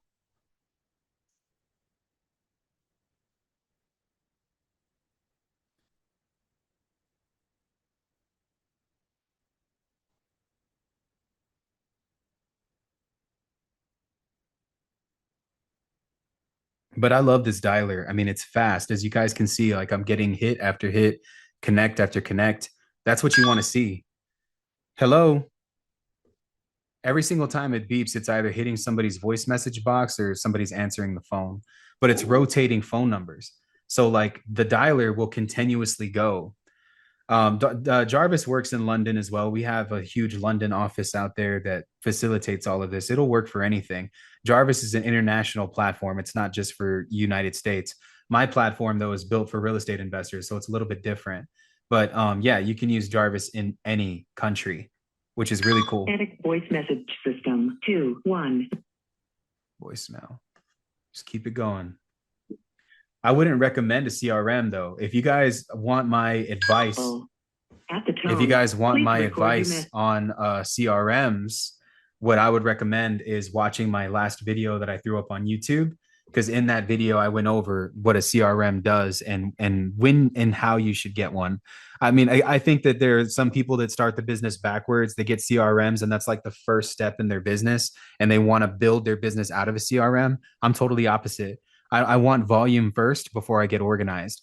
My full focus at the beginning of my business is to get marketing out, find cash buyers, find real estate investors, build a fund, find motivated sellers. And when I'm done doing all of that, then I will get a CRM so that I can better organize my business. That's my advice. You know what I mean? And I just would not get a CRM if, hello? I would not get a CRM if I wasn't already taking my business seriously. You know what I'm saying? So like, if I were you guys and I was focused on getting like my first software, I would recommend Deal Machine. Deal Machine because it's all in one. You know, Mary, your situation might be different. I don't think Deal Machine works the same way out in London. So, you know, where you're from, you might have a different type of platform. But yeah, if you have Jarvis does have a dialer, but it's a single line dialer. This is a multi-line dialer. The difference between the two is this thing's making 3 calls at one time. Jarvis can only make 1 call at one time. This is faster. And this software is built around volume. You would only use a software like this if you were trying to reach a bunch of people fast at one time. That's when you would utilize a software like this. So, you know, I wouldn't recommend that any of you guys use a single line dialer if the goal here is volume. It's speed to lead in this business. So you want to focus on as many conversations, as much output in your marketing as you possibly can, because that's what's going to get you to your first deal faster. Okay. So, you know, I mean, Jarvis is great. Jarvis is absolutely great. But, you know, Tom, please leave a message after the beep. to me, I always feel that, you know, just starting from a CRM, it's kind of tough. Hello? Hello? You don't necessarily know the schematics of business yet when you start a CRM. But, you know, I have friends that argue with me on this. They say you should start organized. And I believe you should too. Hello? Hello? I think that when you decide to choose a CRM and run it, just make sure that you have like a solidified foundation of consistency in your business. Because if you're already inconsistent and you haven't found volume, you have no business focusing on a CRM. So again, like I focus on volume. If you guys are more organized than I am, then that's a special skill set that you have. You should run that skill set. Run that skill set, like and take it and put it in there. You know what I'm saying? Like if you are that type of person that can just operate a CRM and that's hello, that's like your personality, then run it. By all means. Hey, Google Sheets is good too, but there's no follow-up, no nurturing. Hello? Hello? There's no follow-up or nurturing in a Google Sheet, or no automations either. Hello? Hi, Tobias? Hello? Tobias? Yes? Hi, Tobias. This is Quentin. Are you an active real estate investor? I found your name and your information, so I was giving you a call. My name is Quentin. I can see you. Yeah, Tobias, you buy properties? Yes, sometimes. I see. Are you actively purchasing real estate deals? What do you have? I'm really busy. Well, I find properties all over San Antonio, so I'm trying to make a connection with you to see if you're still buying properties. Because if you are, I can send you some real estate deals that I have.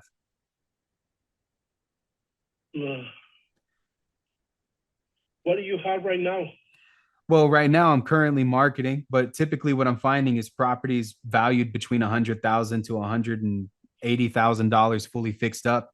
They need a lot of work, so I typically get them at about 70 cents on the dollar. So if it's worth about 100 grand, I got it at 70 minus repairs, you know? So I would probably be able to sell you a deal that's worth about 100 grand to like for like 40 or 50,000 dollars. It just depends on what you're looking for, you know? So, that's why I'm making this call to see if you're still actively buying real estate. I know you're busy. You want me to call you at a better time? No, I think I have a lot of people. Do you want to send me by text message your properties? Yeah. Because I had a lot of people start calling me, and I start doing a lot of jobs and everything. And you can send your properties by text message, and I'll be interested in something you have one. I can call you, so that way it's better for me and you. Okay. Do you have like So a preference on what area? Like what area do you typically buy? More like 14, more to the 410 and 21, like all right over here, like Bulverde. I got it. Almost north side of the San Antonio area. Like out by Leon Valley too. Is that good?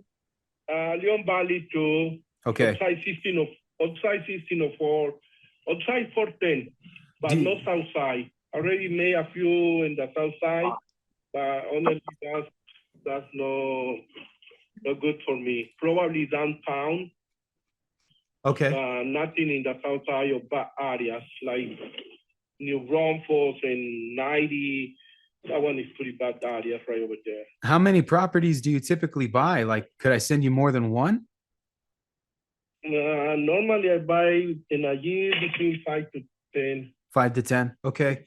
Well, I find a lot of them. So I think that we could do business together. I'm going to save your number and then I'll send you over a deal when I got it. And maybe we can meet and have a better conversation so that I can go over what it is that you're looking for. I find a lot of properties, typically about 100 every quarter. So I have a lot of options for you. Are you buying to hold them? Are you flipping? Or what kind of investment strategy are you doing? Normally, I start buying lots because when I'm flipping, you open a hole and it's a bigger hole and it's a lot of rolling good, and that's pretty bad. Even it's a new properties, we have a lot of mold, a lot of leaks. So probably I'd be more interested in buying lots because Buying I lots. can build it in my own. Okay.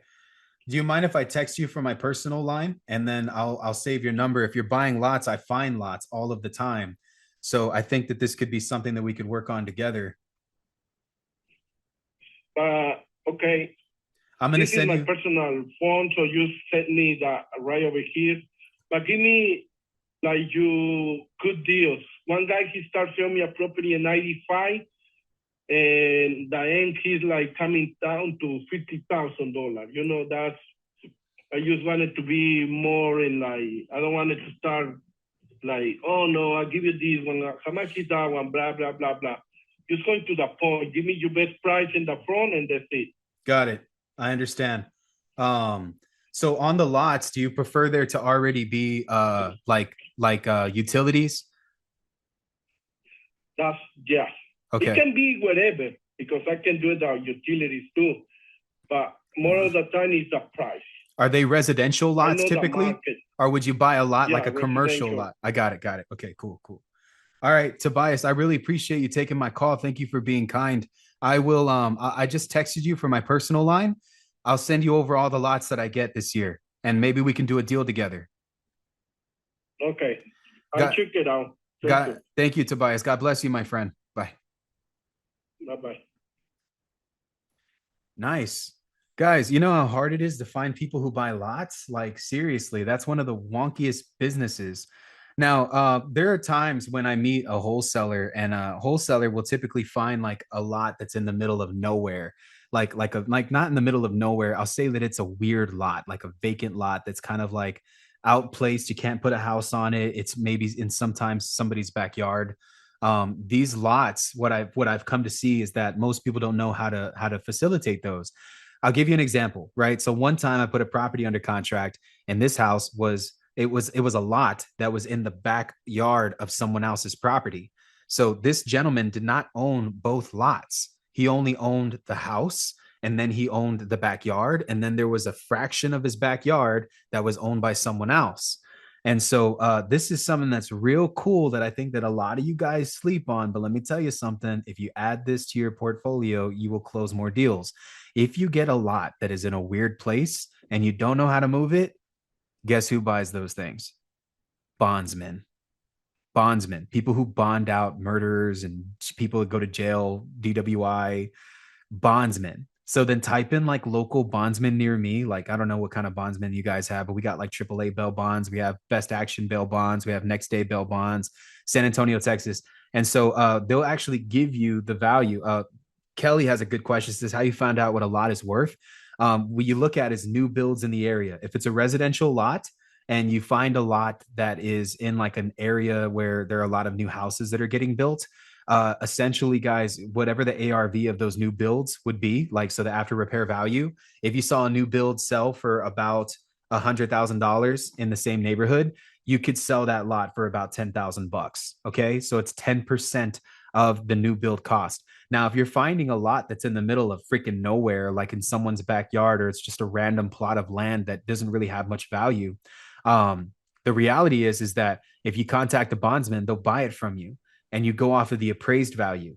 So if you go on your appraisal district or whatever place that you guys go to look up property info, on that place, you'll get what the city thinks that it's worth. Most investors will buy those properties at 50% of that value. That's how that works. All right. And so kind of like giving y'all a little bit of game. So yeah, hey, Zavala, you got a great question. Why do they buy them?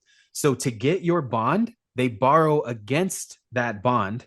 And essentially what they'll do is they will use that loan that they're getting from the bank to fund your bond, and then you pay them back. And that's how they make money. That's how that works. And so I know, crazy concept, right? But I know this from working with the bondsman. Now, a lot of times, guys, you'll deal with a bondsman that's essentially going out of business. Like there's somebody who's not necessarily going into business anymore. They actually need to unload some of their properties. That is another thing. So typically, whenever I call bondsmen to see if they're interested in buying lots that I have, I also call them to see if they have any portfolio and like any properties in their portfolio that they're trying to get rid of. Bondsmen borrow against real estate. That's what they do. And so that's why selling lots to a bondsman that no one else is willing to buy is advantageous, because they don't care about it. They have a tried and true business model that banks will lend against. So if they just have enough real estate, and it could be any real estate, backyard, land, easement, whatever you can think of, they could just borrow against it for your bond, and then you pay them back. They make their fee on top of that, and you collect the difference. Bondsman's business model is crazy, y'all. And I only know this because I've been bonded out plenty of times. And the last time that I was in jail was over a speeding ticket, man. And it was so stupid. I didn't know that my driver's license was suspended. In Texas, guys, if you are driving in a toll road and you forget to pay your toll road, at the time I put my truck on Turo, and somebody rented the truck for $4,000. They had it for a whole month. And it was a brand new Raptor that I bought, that I put about like 100 G's into in aftermarket parts. I wanted to use it to make my money back because I bought it cash. So to me, I wanted to make it like an asset. It actually blew up. It sucks. It's one of my supercars that blew up on me. I was inside the car when it happened, and it took a couple of my pistols with it and a rifle that I had in the backyard. Anyways, sad story. It was attached to my boat, and the boat didn't get touched whatsoever. So God really wanted me to fish. He didn't want me to have the Raptor, but he was cool with me having the boat. But when that had happened, what was it? That somebody had essentially the guy who had rented my truck, they took it cross town, so they went all the way from like North Texas to South Texas, and they went through all these toll roads, and they never paid them. So guess who's responsible for that? Which meant that my driver's license was suspended. So I got pulled over, and they actually took me in because it had been the third time that I had been pulled over with a suspended driver's license. So dumb. I had to spend a night in jail. Man, I had everybody around me though, dude. Like I was teaching real estate while I was in there. I was putting all the inmate people, some of them were on their way to prison, on game on what they could learn while they were in there. And then I told everybody too, like, we ain't leaving the same way as we came in. And I started doing push-ups. The next thing you know, we got the sheriff coming in, putting us all on the ground because we're all working out while we're in the cell. Guys, you know, this person that I am is not who I am just on the internet. This is everywhere that I go. I don't care if I'm in a jail cell. We ain't coming out the same people that we went in, you know? Growth is constant no matter where you're at. It's never your environment, it's you. You are a product of what you allow into your life, not what you allow your environment to do to you. That is my saying. But anyways, guys, you know, I'd love to call a bondsman. Let's do it. I'll call it on my phone. Just one bondsman real quick. Now, sometimes, guys, the people at the front, they don't care. Know this, that when you're talking to a worker at a bondsman, they don't care. Like, they do not care for their job. They don't care for their people. They don't care for any of that. They are essentially just trying to see what the hell you want, and then they're going to move on to the next person because they focus on what makes the company business. I want to talk to the owner. So you're going to see me press this person, okay?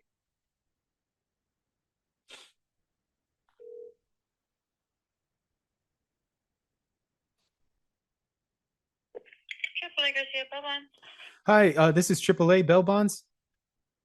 AAA Garcia Bell Bonds, yes, sir. Gotcha. Is there a difference between this one and the other AAA? Like, this one's owned by a gentleman named Garcia, I'm guessing? Yeah, so this one's owned by Louis Garcia. I'm going to just a second. This one's owned by Louis Garcia. Got it. And he has 3 locations. You know, I've met that gentleman before. Reason for my call, I appreciate you taking my call.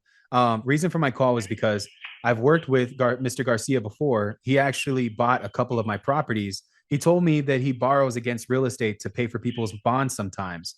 And so the reason for me calling is because I have a couple of real estate deals that I wanted to present to him. Is there a way that I can get in contact? Do you have an email? I have a new phone, so I don't have his info anymore. But my name is Quentin Flores. What's your Quentin? Yes. And what's your phone number? 210-896. Let me hold on real fast.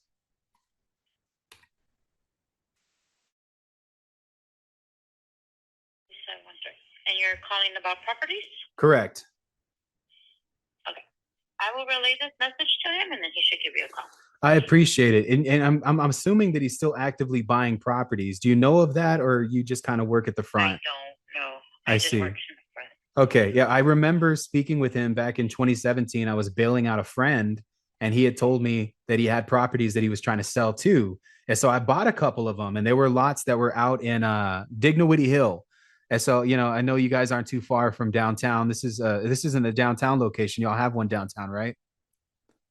Yes. I got you. Okay. So I guess I'll wait to hear from him. Is he going to call me or text me? I don't know, but I'll relay the message for him. Thank you, ma'am. I'll talk with you soon. God bless you. Okay. Bye-bye. That's kind of how you want to run that conversation. Let me use Jose. So Jose wants me to call his. I'll call his real quick. Hey, I'm going to say you're my partner, Jose, okay? 227934.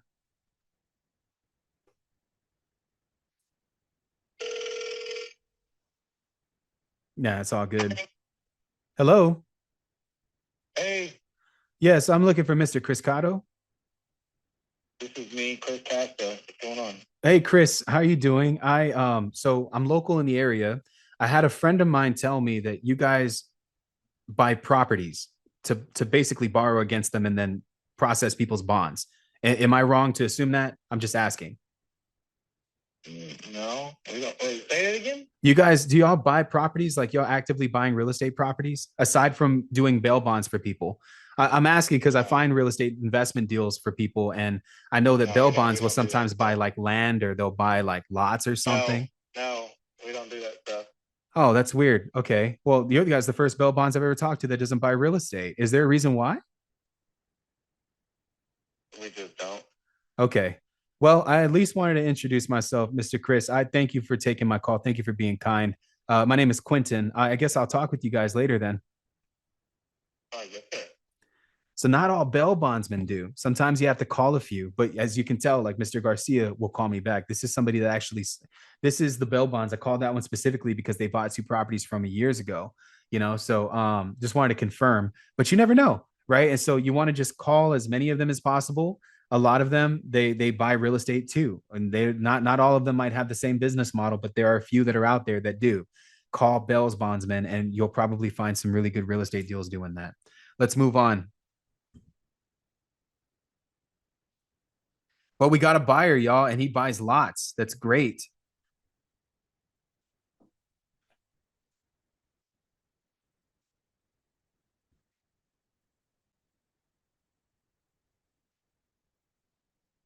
This is so much fun. This is Pat Booth. I'm on the other line. If you'll leave a message, I'll call you back as soon as possible. I mean, I would say both, y'all. Like, to me, I feel like it's different. I don't know. Like, I split focus my time.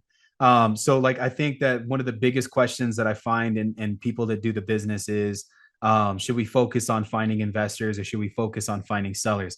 Guys, sometimes when you focus on finding the investor, you find the seller too. And they have a big portfolio and they're willing to do it all at once. And next thing you know, you're making a $200,000 to $300,000 assignment fee.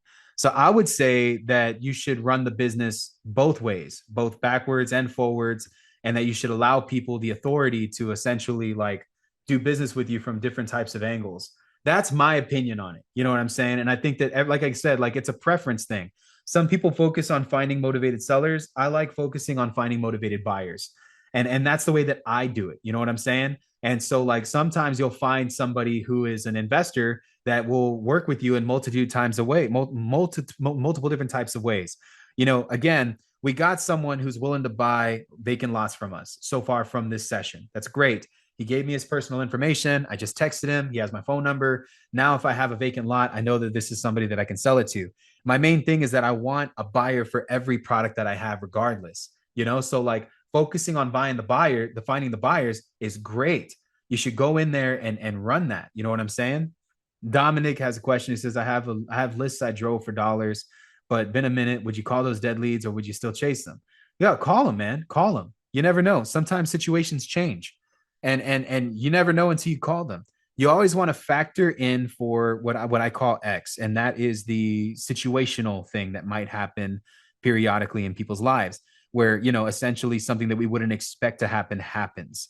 It's like an anomaly. And so to me, I think that it's a valuable thing to hit those leads and follow up with them and to see where they're at. Hi, it's Leanne. Leave a message. Voicemail and then move on.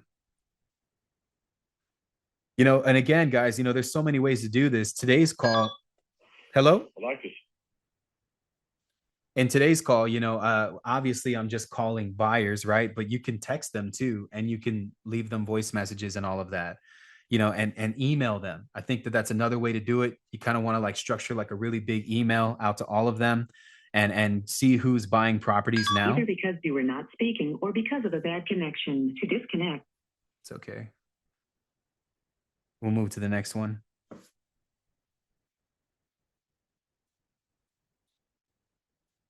Sorry, I missed your call. Just leave a message and I'll get back to you. Thanks. If they're serious, they'll answer. I use Jarvis. So, Jarvis is an email software. You can reach everybody with literally one click of a button, and it's cheap. I think 10,000 emails is $3. I don't know anywhere else you can send 10,000 emails for that cheap. Forwarded to voicemail. Normally, by the way, guys, I'm leaving voicemails. I'm not doing that right now for the sake of the call because I want to get to people that are serious, that are answering the phone right now, So I hope y'all don't mind. I kind of showcased at the beginning of this video different ways to leave voicemails for cash buyers. But, we're just plowing through this campaign. Hi, Susan. I'm currently unavailable. Leave your name, number. But yeah, if I were you guys and I was doing this, I would leave a voicemail on every single one. You may hang up or press 1 for more. Like, I'm not going to focus on that right now because I'm trying to get to the person who actually wants to do business like today.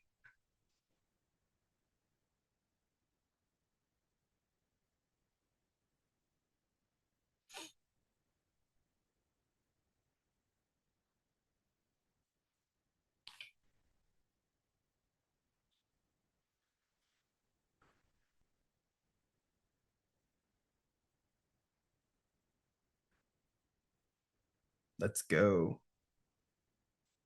It's calling 3 people at one time. We can make it call 5. Hello? Hello? Another thing too, so we can switch this up while we're doing this, okay? Because obviously, like the goal here is to find investors. This is another way to do it, just for the sake of this video, while we're all in one place. But legitimately, I love doing it this way too, and we might be able to talk to people more frequently doing it this way. While this is running, I would be splitting my focus here. So I would type in something like, I don't know, there's a group that I'm in. This is one. So I'm in San Antonio, right? So I'm going to share my screen with you guys. This is real estate investors of San Antonio. There's 6,600 members here. And then if you just scroll down, what we can look for is people that are commenting that they're actively cash buying. So like, I'm just going to kind of like go into the group and let me search the term cash buyer.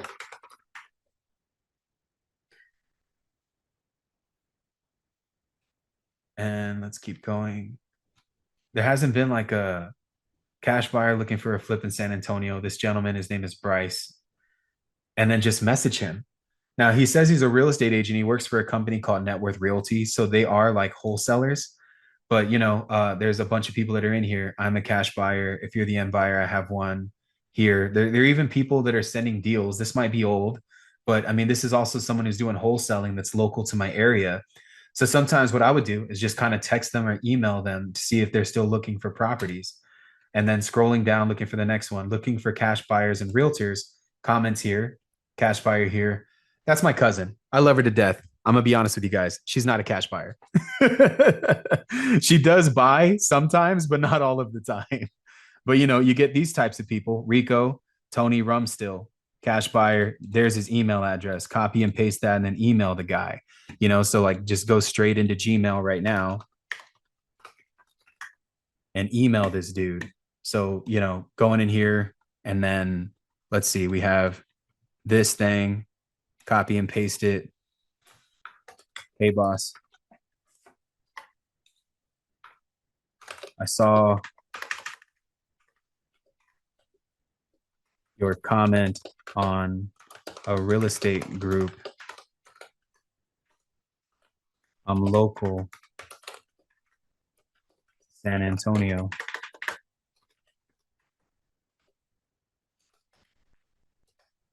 And we connect. Have a crap ton.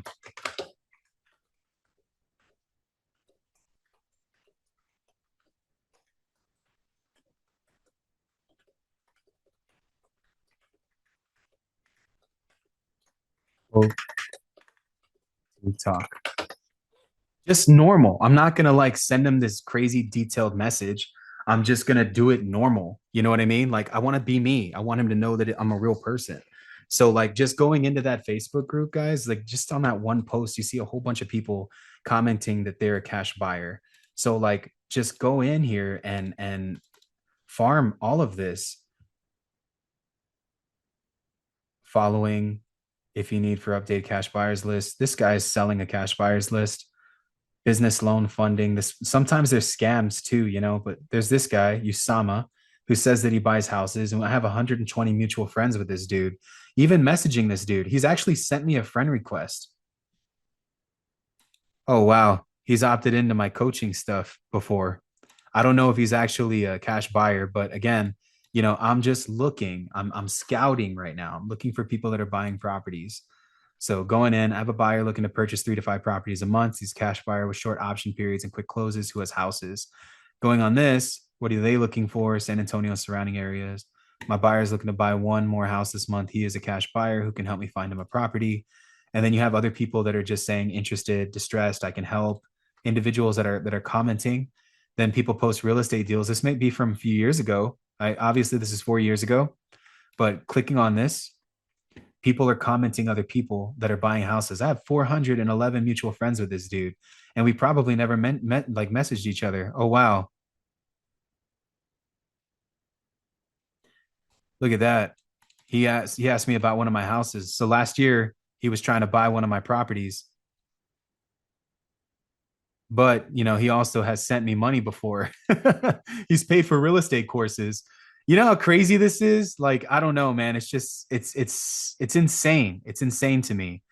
But this is somebody who paid for like a real estate course for me before, who's stating that he's an active cash buyer. I asked him to verify himself, and he was not willing to, because a lot of people, they're messaging me asking me if they can buy any of my properties and they don't have the money. It's crazy. So you got to kind of be careful in these places, because sometimes, you'll essentially you'll run into people who aren't actually buying properties. And then, while you're doing this, you should also be nurturing your actual cash buyers list. So like I have an investor that I've worked with for a long time. His name is Jaime, and it's funny because I have his number saved as Jaime Fast Talking Buyer. And I love this dude, and he has bought tons of properties from me. And I just kind of want to like, I haven't talked to him in a while. So if he answers the phone, that'd be super cool. But if he doesn't, then I know that he's really busy. But I'm going to tell y'all what. Hello. Jaime. Hey, Q, what's up? Hey, bro, I got like a group of people in front of me, but I just wanted to verify, because you actively are still buying properties here in San Antonio, right? Yeah. Okay.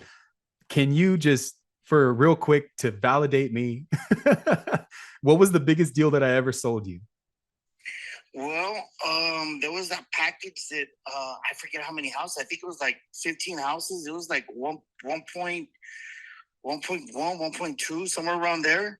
You paid like $100,000 to $200,000 assignment fee on that deal. Did that even bother you at all? No, I got a great deal. I got a really good deal. Really good deal. Half the tenants in that portfolio bought the houses that were, they were already living in. They bought it. So. And I know we did a deal recently back in like August, right? So yeah, that's a really good deal. What was the situation with that one when we were doing that deal together? I mean, it was painted carpet. I bought it for 200. It was worth 400. There we go, man. Yeah, I got a as is appraisal when I bought it for 360. Nice. And when we purchased that property, I made big money on it. You made big money on it, right? You're selling that property now. You're probably going to clear over 6 figures on this deal. Would you say that you and I have done good business throughout the years? Absolutely. Would you buy more properties from me in the future? Oh, yeah. For sure. That's why I took your call right away. I was like, oh, Q's calling. He's got something good. I appreciate it, man. What do you think, just from your experience with me, is the most valuable thing that I have brought to you as far as the business relationship that we have? I mean, I guess it's just like everything you brought me is closed, and and it's always a good deal, and you're really not greedy. You're just you want the deal to work. And I've also seen other people that I've dealt with, like homeowners that you end up dealing with, and you really help them. And so I notice all that stuff. I appreciate that, Jaime. Dude, thank you for taking my call and for just telling my team that's with me here, because I got 30 people listening to you talk about me doing business. It means a lot for me to you to even say these things. So, I just wanted to validate how valuable this relationship is, because I know I could reach out to you for anything. Like, legitimately, you have been here for me for a long time, and you'd probably even help me buy a property, right? Like, I mean, let's be real. If I wanted to buy a rental property, wouldn't you help me and partner with me that we could take it down together? Oh yeah, no, absolutely. Thank you, man. All right, Jaime, I'll let you go, bro. Thank you, bro. All right, take care. You take care. Guys, that is the prime example.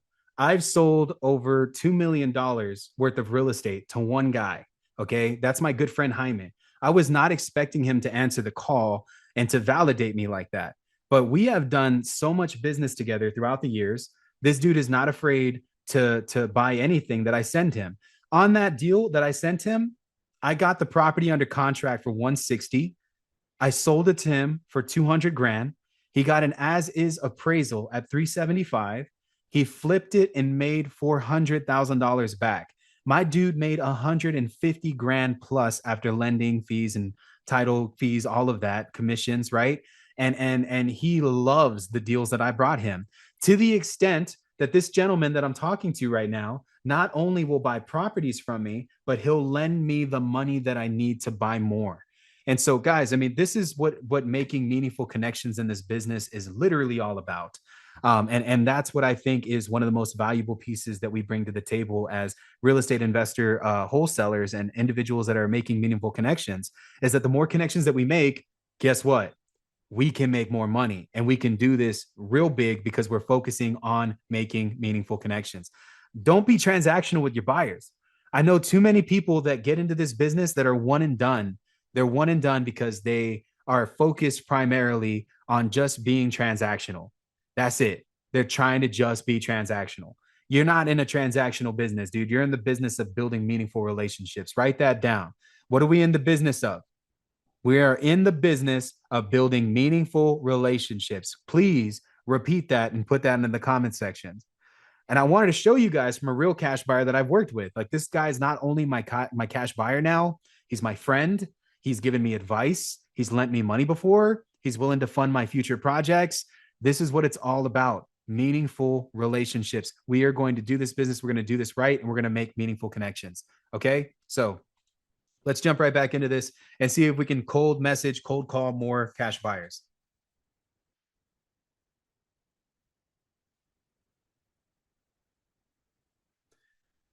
Yeah, man, it's so crazy. But, you know, you learn a lot doing these videos, I'm telling you. Forwarded to an automatic voice message system.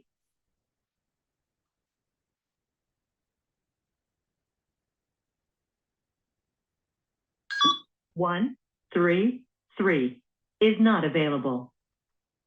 At the tone, please record your message. Keep going. We'll keep going.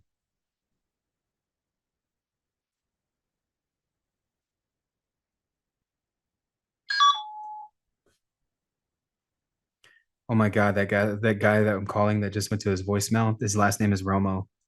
Terrible. Terrible.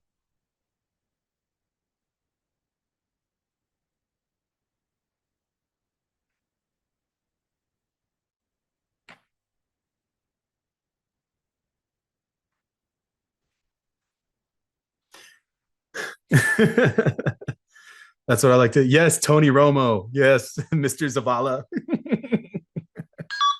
All right, wish you Larry. Leave a message and I'll call you back. Bro, I just feel like it's the weekend. If I'm an active cash buyer, I'm looking at properties, man. I don't know about you guys, but that's my thing. Hello? Keep going. You know, regardless of what anybody says, Tony Romo was one of the greatest quarterbacks to ever do it. Because you were not speaking. Tony Romo, one of the GOATs.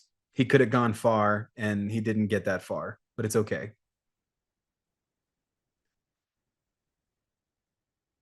For sure. I would say, hi, Jane? Yes. Jane, I have your number on this list. It's random as heck. I'm so sorry. My name is Quentin, and I hope I'm calling the right person. But are you active? Like, you actively buy properties? Like, you buy houses yourself? Are you an investor? That I have what? Something to sell? No, no, ma'am, not that. I'm not trying to sell you anything, actually. I got your number because I see that you. I don't know. Again, like, this is sometimes I just get these lists and I don't know who the heck I'm talking to, but. Are you buying properties? Like, are you an investor? No, I'm not. I see. I don't know why. Maybe a husband or a friend, or maybe you're a realtor, appraiser. No, I'm a widow. I was a realtor for years, but I retired 20 years ago. Oh my God. Well, okay. For some reason, so you got an old list. Yeah, for sure. Were you buying properties back then too? No, I own some property, but no, I haven't bought any Well, I bought one property since then, but it's where I live. I see. So no, I really have. I'm not in the business of it. No. I'm just. I don't know Good how. luck anyway. Thank you, ma'am. You're kind. I appreciate you. Okay. God bless you. Bye bye. Dang, dude. She said that she was a realtor over 20 years ago. That is outdated data, dog. I'm sure it's not always like that, though. You know what I mean? It's all good. You know, you can't expect every list to be as badass it needs to be. But we got one guy who buys lots so far. I want to raise a fund today, so we need to find more money, more than what I already have. But this is what it's like.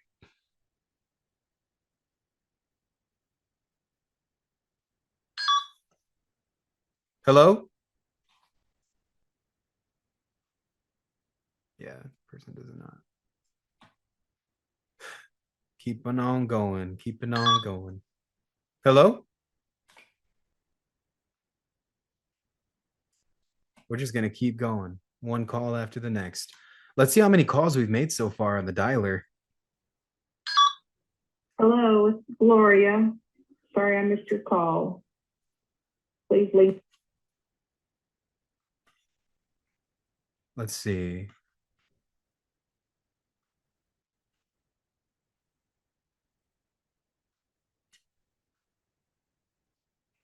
Guys, we've made 298 calls so far. You reached the office of Francisco Bazan. I am currently unavailable.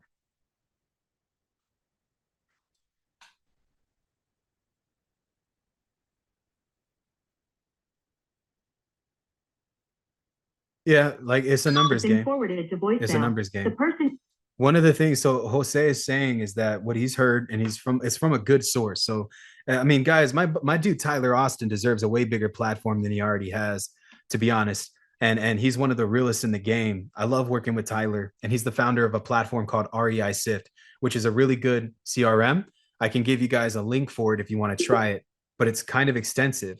But reason why I'm telling you guys this is because what I've heard, and Tyler says this is cash buyers lists have people that have bought houses but no loans attached to the sale. So there's some gold in there, but it's also like a numbers game. This is different though. I pulled this cash buyers list from a list of from a provider with verified data. So these should be people that buy houses, but it's okay. You know, again, we're going to run into a lot of numbers that it may have changed throughout the years as well. So, you know, you never know. You really never know, which is why we multiply, which is why we do. Hello. Hi, Adrian. This is him. Adrian, are you actively buying properties? My name is Quentin. It's nice to meet you. Nice to meet you. No, I'm actually not a real estate agent anymore. Oh, I'm sorry. Okay. Well, I hope it's for the best. All right, no problem. You have yourself a good day and happy hunting. You too. God bless you, my friend. All right. So, man, that's crazy. Some people just literally putting the business up. I'm not trying to call realtors, though. I should be calling people who have money. But, you know, we got one. Who cares? We got one so far. Let's keep it going. But hanging your license and stuff, that's crazy to me, man. Real estate is such a great business to be in. I would do it until the day I'm dying on my deathbed. Like, I don't know. I just feel like people do the business so backwards. Calling. You reached Vanessa, your Texas realtor. Your Texas realtor. I'm not trying to sell my deals to realtors, lady. 6025.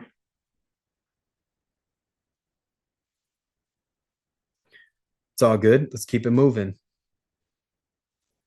But y'all, the dialer has produced for us so that we can go over stats here.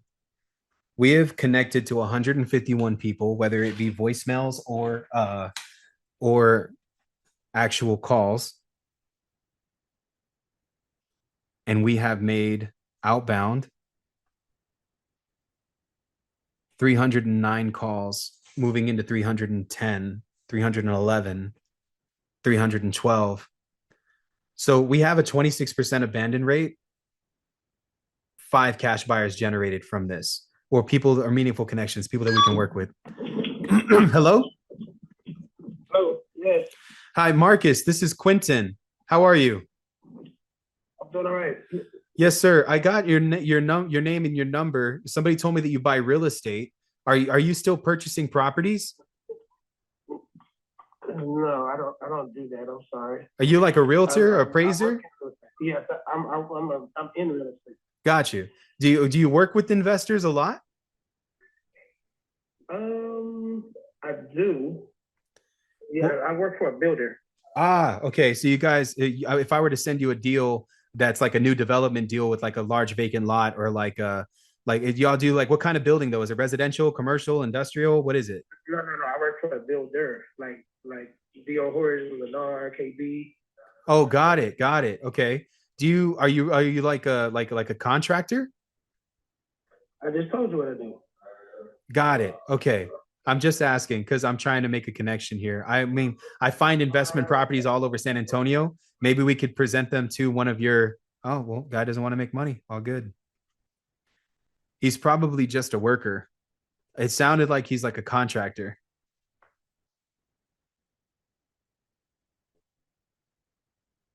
If you're going to utilize any SMS marketing, Jose, I'd recommend Jarvis over Smarter Contact. It's cheaper. And you can send thousands of text messages for pennies versus with Smarter Contact, you'll be spending, I think it's $1,000 every 10,000 text messages. With mine, it's $100 every 10,000 text messages through Jarvis. But you need an LLC. Hello? Hello? Mr. Anthony, it's Quentin. How are you? Who's this? Quentin. Hello? Yes, yes. Yes, sir. I got your number. A buddy of mine told me that you buy real estate. Are you buying property still? Who's this buddy of yours? His name is Sergio. He's a wholesaler here in town. Unless he got the wrong information, then I apologize. Yeah, man, this is real fishy. Put my number on your do not call list and don't call me no more. Sure. God bless you, my friend.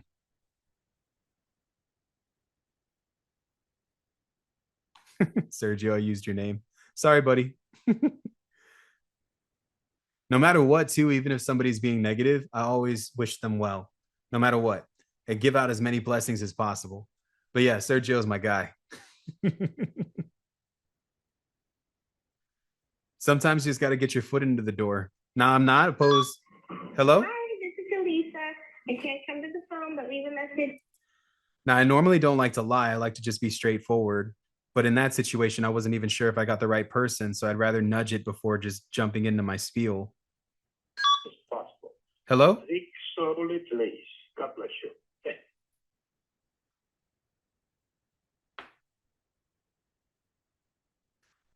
Yeah, dialer's good. What I like doing is going into PropStream and pulling owner records that own multiple houses, properties, and calling those in the area and trying to sell land on. Yeah, that's a good strategy. Jose, you got the right idea.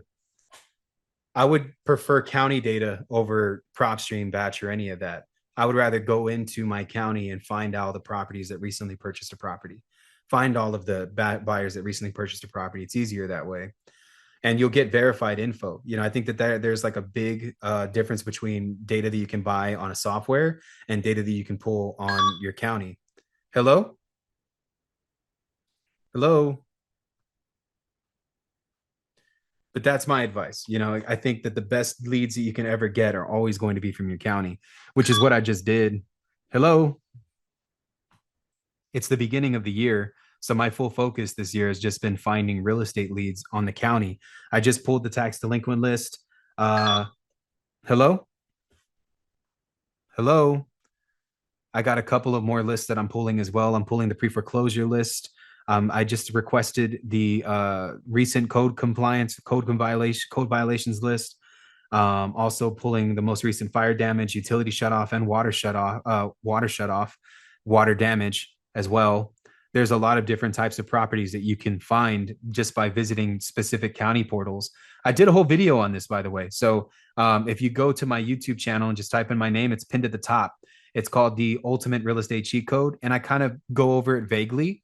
I teach this in a deeper way inside of my private group. Dang, a dude named Leslie. That's just horrible. But yeah, guys, and I promise that I will get back with you as soon as possible. Man, I need you to get back to me today, bro. Today. Here, let me put that in there real fast.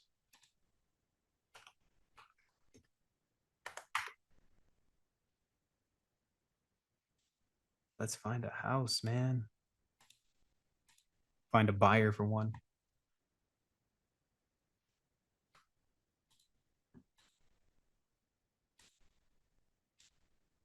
This is the link to my private community, guys. If y'all are interested in joining. Forwarded to voicemail. The person you're. Sorry, y'all. Can't be entertaining the work So, all of please the time. record your message. When you have finished recording, you may hit. A lot of times this is exactly what it's like, and I don't like making it seem like it's more than that. Oh, there it is.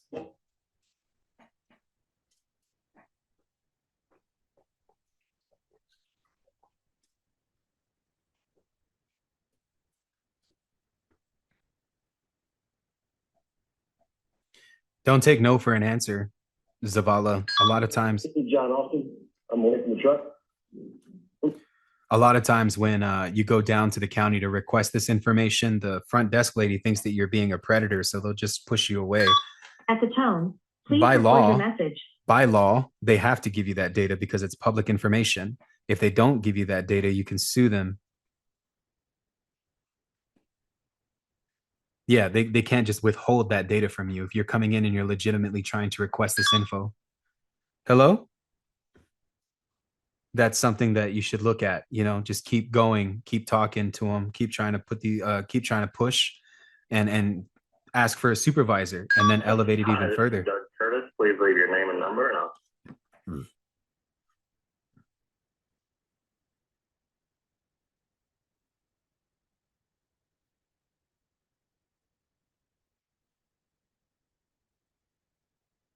Forwarded to voicemail. The person you're trying to. It's honestly insane how many people are not answering the phone today. We've made 333 calls. If you were to try to do that on a single line dial, you would probably only get through less than half of that. Like, that's the reality of this. That's why using a dialer is so easy. But yeah, you know, I would just tell them, like, it's my right to have this information.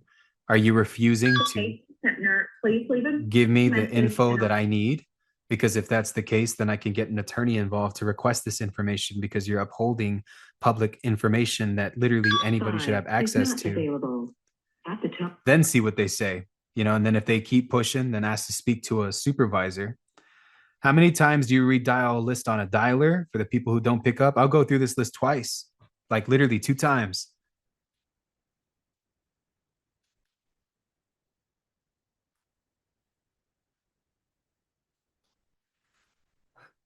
To me, you know, again, it's a numbers game, but you want to go through a list like twice. Now, some people don't have the time to sit down and cold call like this, and that's okay, you know, but I would say that if you have the time and you allocate your time correctly, that you can find time anywhere in your day to do this, even if it's sporadic, like 1 hour in the morning, maybe 2 hours in the evening before dinner. Hello? And you just keep going, keep going.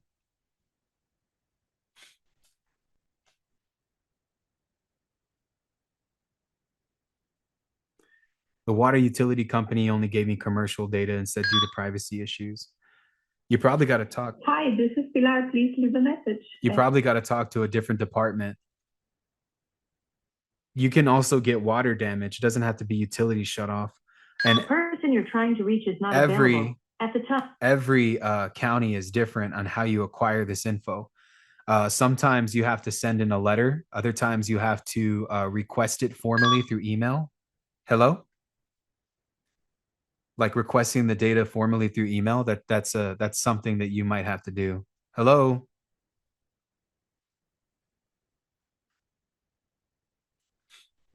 Kind of crazy.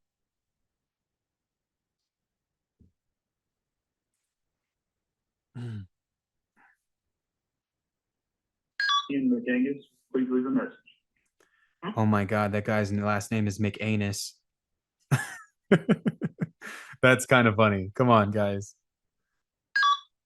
Hello? This is Penny Duke with OCAT Claim Service. I'm wondering how these people are on these lists, like where this data was fully acquired from, because selling data as cash buyers list when really it's realtor data is not okay. Donna? Hello, Donna?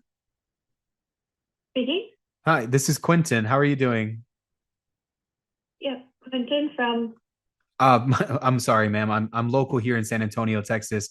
I got your number. I'm not sure, but are you actively buying properties? Like, is that your business model? No. You don't buy houses at all? No.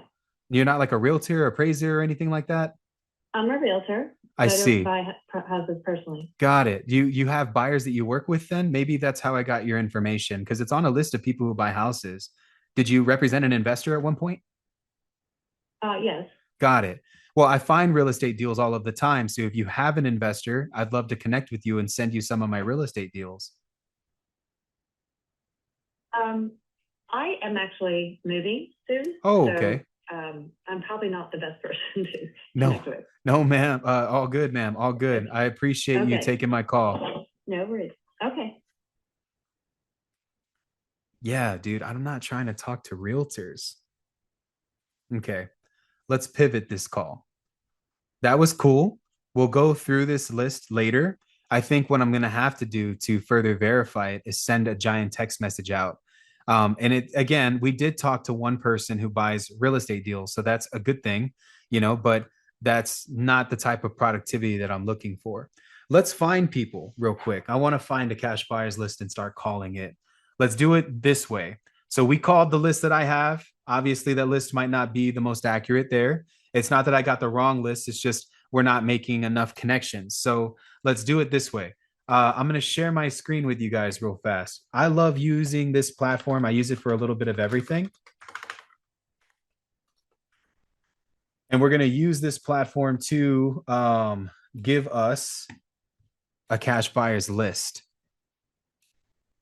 Log in with my email and let's jump into this. There's a quick filter for this stuff.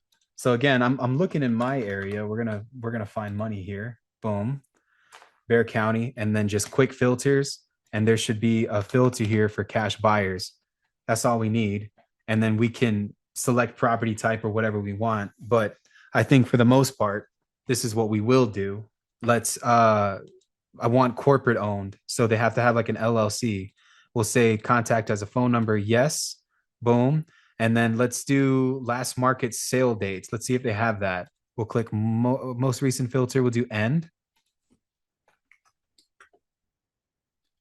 Sale date. There we go. We'll go on between, we're going to do the year. So we'll do from the 1st of January 24 to the 4th of today. And then we'll confirm. And so now that we have that, we want contact information, contact as a phone number. Yes, because we want their info. And then contact as an email address. Yes, as well. Boom. And we'll confirm that. Let's add even further to this. Let's see. Contact occupation.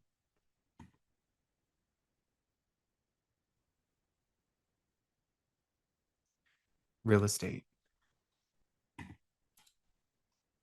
That should be enough.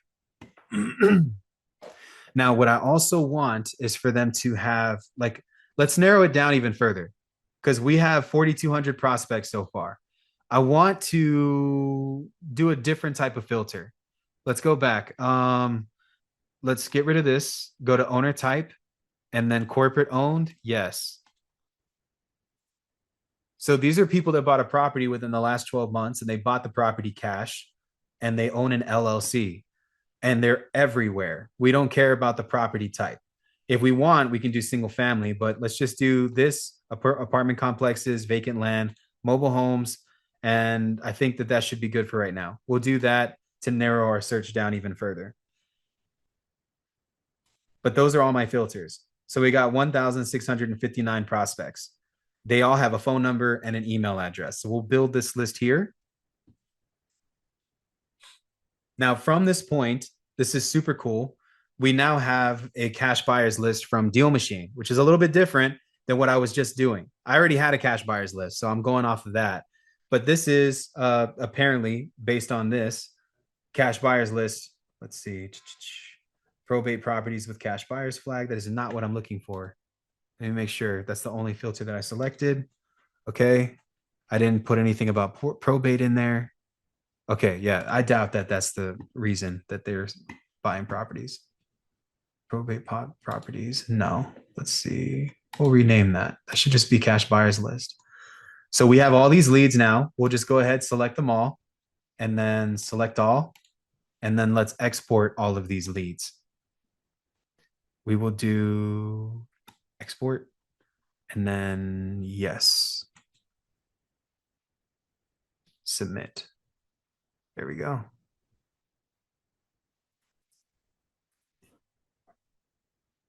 $1,659 leads are being exported. So we're going to take all of this data, but just to kind of like show you guys what one of these leads look like, Lake Shia Properties LLC, and then we have somebody who is a phone number associated contact with it. So these are people that might own the property. Now, I've been told that the LLC information for these houses is very accurate on Deal Machine, but we're about to essentially find out. So once this thing is fully exported, we'll go in and we'll start calling these people to see if they're active real estate investors and if they're buying properties. And hopefully we'll find somebody. You know what I'm saying? So, I mean, there's a lot of properties to look at. There's something. JB Rental Properties, LLC. They have an office in Houston. Leo Terra 1 LP own this property. Bernice, likely the owner. Main Street, MCM Ventures LLC. They buy properties, likely renting. I mean, we'll see. We'll see. You know, the point is that we're getting LLCs, and I think that that is the most important thing. Mine Realty LLC. Now, if we wanted to, we could also call straight from the dialer, like that's in here. So if you didn't want to use Deal Machine, this thing, I mean, sorry, if you didn't want to use Batch, this thing is also a dialer. You can select 25 contacts and then just start calling them directly from Deal Machine. And this will start giving you results. So like once you hit the dialer, it'll start calling. And you can pay by the minute. It comes with the dialer, which is really cool. And these minutes, I mean, they're really nothing.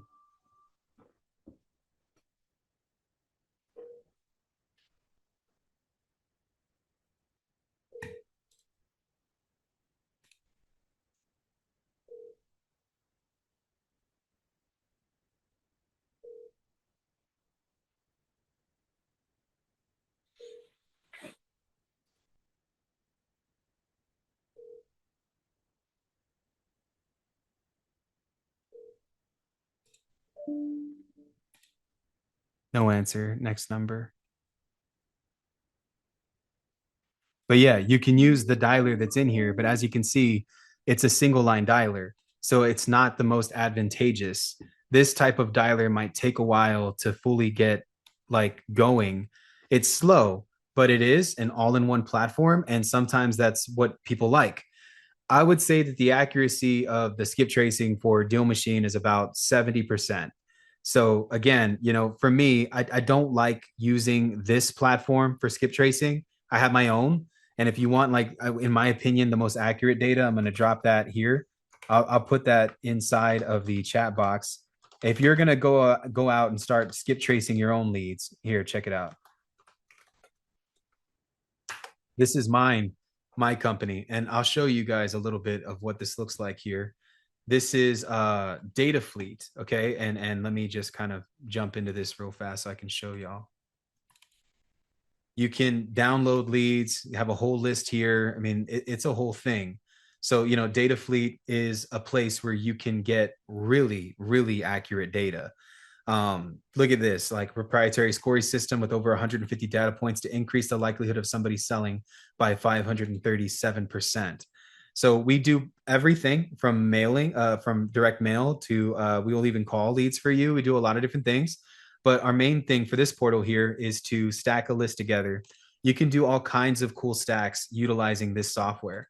So if you want, you can draw out your area, or you can kind of just like pick an area and then run it with that. So like, you know, I'm going to do a county. We're going to do Bear, Texas. Okay, so we're just going to do all the county. And then we can do like a radius search. But for the sake of this video, what we want is we're going to pull at least a minimum of 10,000 leads. Now, this is where we're going to kind of create a targeted audience. We can do absentee owner, property types, single family, motivator flags here. I want the property to be vacant. I want the individual that owns it to be over the age of 65. I want them to have 2 mortgages on the house because that's ridiculous. Low credit and low income. So they're struggling. So this is premium flags here. From here, we'll go into premium flags. Likely to be distressed, you can pay 20% per lead. If they're in pre-foreclosure, you can additionally add that. That's 10 cents per lead. I wouldn't recommend this one over the county, but this one right here is just based on AI technology. We're still working out the kinks. And then advanced filters here. We could do like a minimum, like last sale date, square footage, all of those things. And you can buy leads straight from this software. We do have a promo code that will knock this price down for you. and you can buy them without leads or with leads. Let's say you just wanted to pay for skip tracing. Well, we have bulk skip tracing or skip tracing subscription. So like you can come in here and you can download what the list format would look like, which this is essentially what you'll want the list format to look like. First name, last name, property address, property city, property state, property zip. And if you have mailing address information, you can utilize it that way as well. But this is the general output that we prefer with the zip code attached. But once you import your list, you can just drag and drop your file in here, and we can have your data right back to you within a couple of minutes. This accuracy, when it comes to the skip tracing, we might charge 10 cents per match, but it's premium. Okay. It is literally premium. We pull our data from credit bureaus.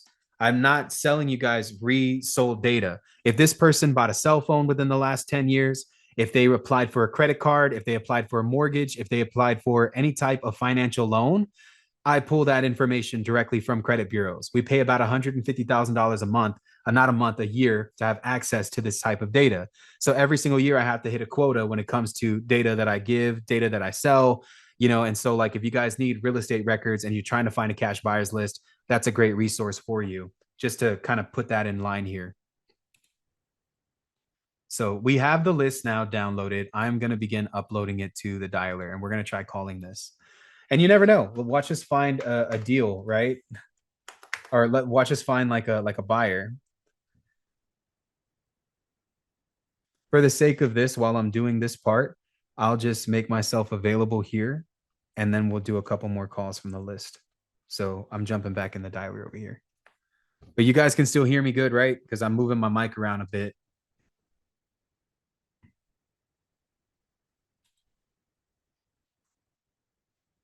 Everybody can still hear me? Okay, cool.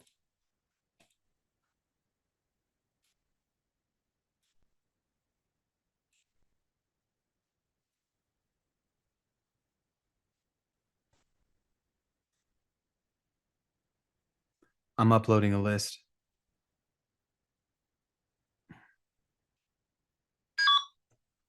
Hello?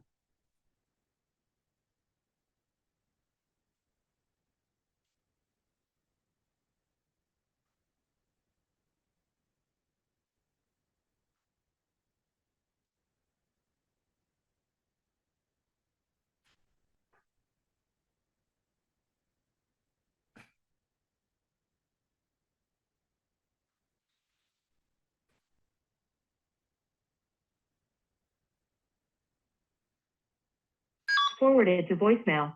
The person you're trying to reach is not.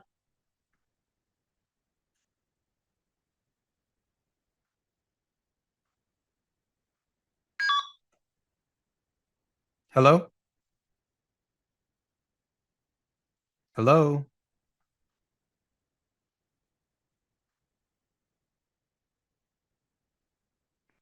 Are you guys getting value while you're being here though? And yeah, we'll skip trace any list that is um any size, even if it's a couple of $100, we'll do it. It's not a big deal. Even if it's 10 leads, one lead, we can do those one-off skip tracing too. So again, I would only use that if you needed to, like next level skip tracing. Deal Machine's just great because it's convenient, because it comes with all the phone numbers, which I think anybody who's doing this business and it's like on a budget. Hello? Hello, Hi, Mrs. Elizabeth. who's calling? This is Quentin. How are you? How we doing? Yes, ma'am. I guess I'll just get straight to the point. I mean, this is not like a sales call or anything. Elizabeth, are you buying properties? Are you like an active cash buyer? Because that's how I got your number. No, Okay. I'm an inactive realtor right now. Got it. I don't know why your number's on here. Were you doing investment real estate before? Yeah, but not now. Oh, what happened? I don't want to discuss that at this time. Thank you. Okay, ma'am. God bless you. Moving on to the next one.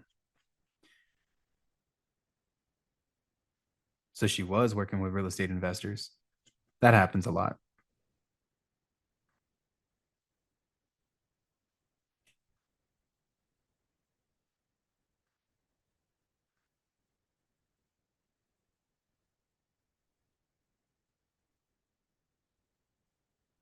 I'm uploading the list while doing this at the same time. You've reached you guys, Alan. Please leave me your name and number, and I will get back with you.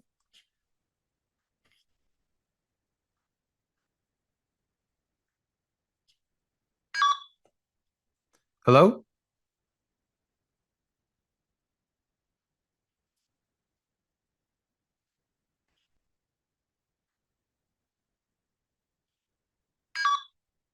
Hello?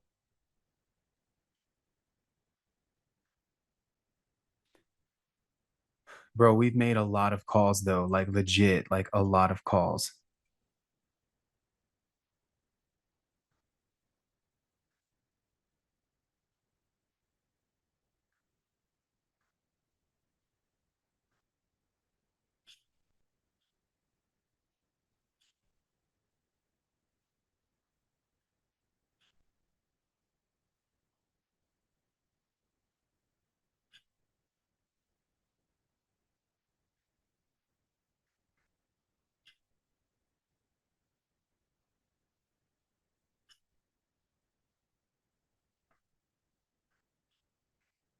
Okay.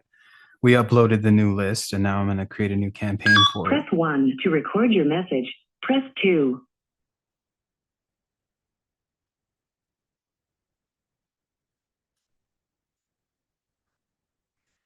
Campaigns, new campaign. Three options. Press the pound sign. This guy has my name, Mr. Jose Flores Jr. I'm sorry I missed you. Your call is. I don't know how this dialer is ramped up so fast, but we are literally like plowing through these calls. Hello? Hi, this is Gary. Leave me a message and I'll get back with you. Again, normally I would leave voicemails on every single call, but it's okay. Your message. When you have finished.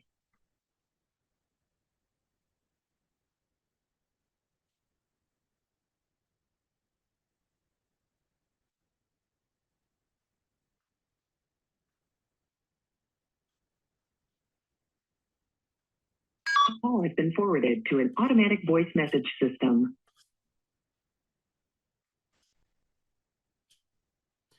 This is like literally the craziest that I think the dialer has been all day. For some reason, it's like going back to back. Okay, I'm trying to create a new campaign here and it keeps messing me up. So let's do it this way. New campaign, predictive dialer, agent, okay, myself, and then phone numbers. We're going to select all of these 210 numbers. Okay, we have a bunch. Contact list. We're going to do, where is it? This one.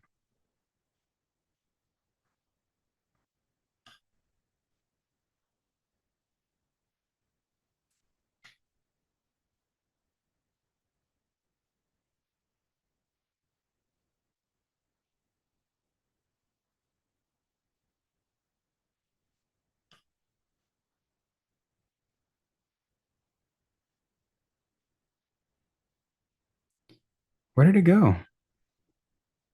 Oh, this is it. Okay, cool. Found it. And then we will accept terms and conditions and then save.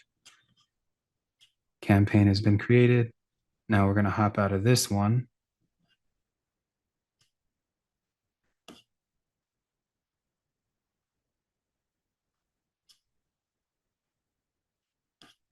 Okay, I got the campaign ready to go. Let's jump into it.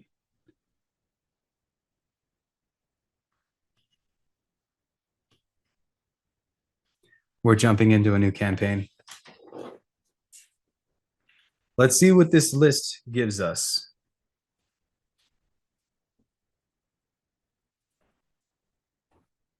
I appreciate it, guys.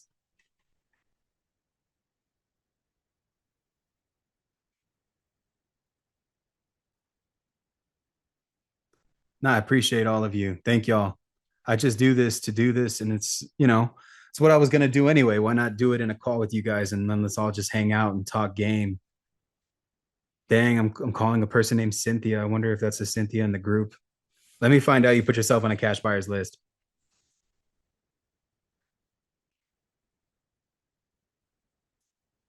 Thank you, Lewis, for sure. Yeah, I don't mind cold calling. Shit's fun. We might have less connectivity ratio here. Hello? Hello? Compared to what we were doing before, because the list that I'm calling before is like verified information, meaning like the phone number works, the email works. Hello? This one, we're going to have a lot of bad phone numbers. But that's why we have a dialer. And I also ramped this one up. So it's a little bit heavier than the last dialer that we were using. But what I am kind of tripping out about is that I've not received a single voicemail from anybody that has like tried to reach out to me, like that I've reached out to. And I feel like I've planted a lot of seeds now.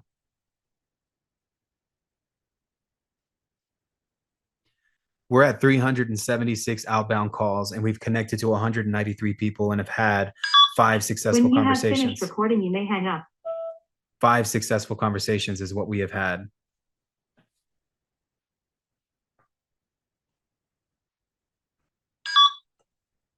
Hello?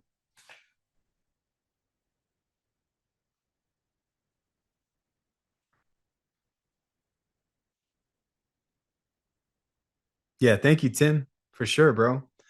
This is a buck right here. Like, this is exactly how unentertaining the business can be. Hi, I can't get to the phone right now, but leave a message and I'll call you back as soon as I can.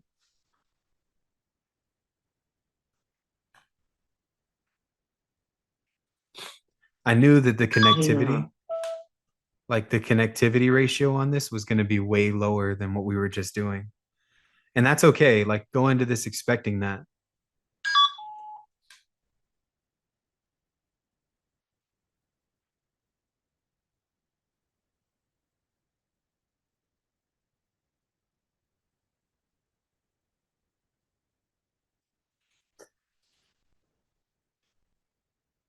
My God.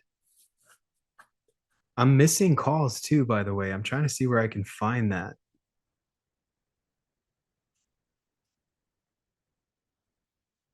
Hang up. No answer. Yeah, this is what sucks about getting a skip trace list. Hello? Please leave your message. Dang, that person's name was Elvira. Great movie. You really don't know how long it's going to take for you to contact someone when you get a list this way. Verified cash buyers list is so much different than this. Granted, we're getting a lot of people that are like retired realtors on that last list.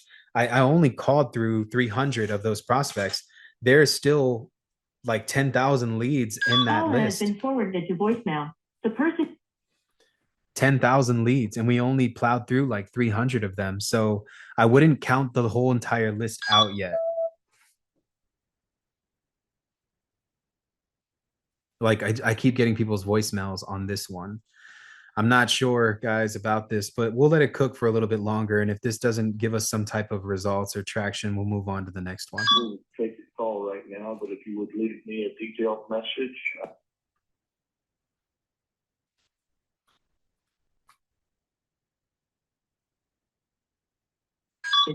when you have finished recording.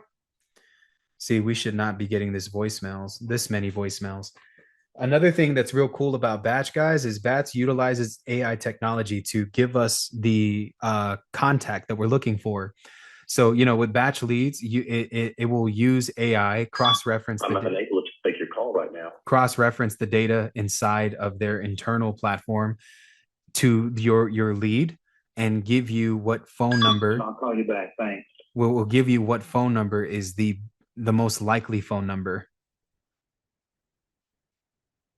So that's another thing that's really cool. Even if you're calling a cold list like this, you can expect for you to still be connected to what they feel is the right person. Yes, this is 210-452-3696.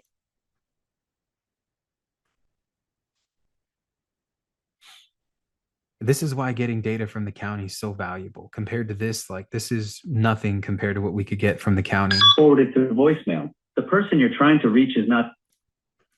Yeah, it's too many voicemails, guys. Let's jump back into the previous one and just plow through it to see if we can find someone.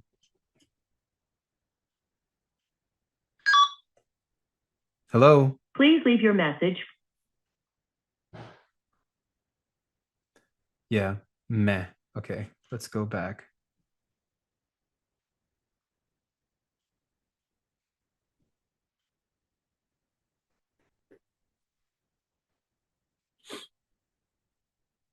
For sure, Angel. I mean, obviously, um, I think that that's more, if you're on, if you like, I think that for a lot of people, they kind of stretch themselves out buying a bunch of softwares and like systems. So don't make that mistake. Definitely what you want to do is you want to budget yourself correctly. And if it makes more sense to just call from your phone, call from your phone. Please record your message.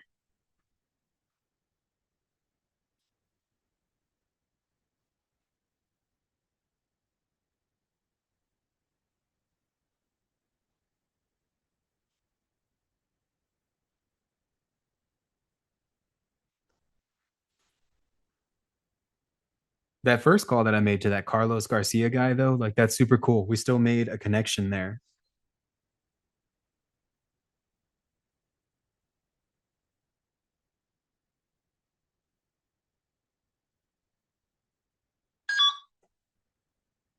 Hello?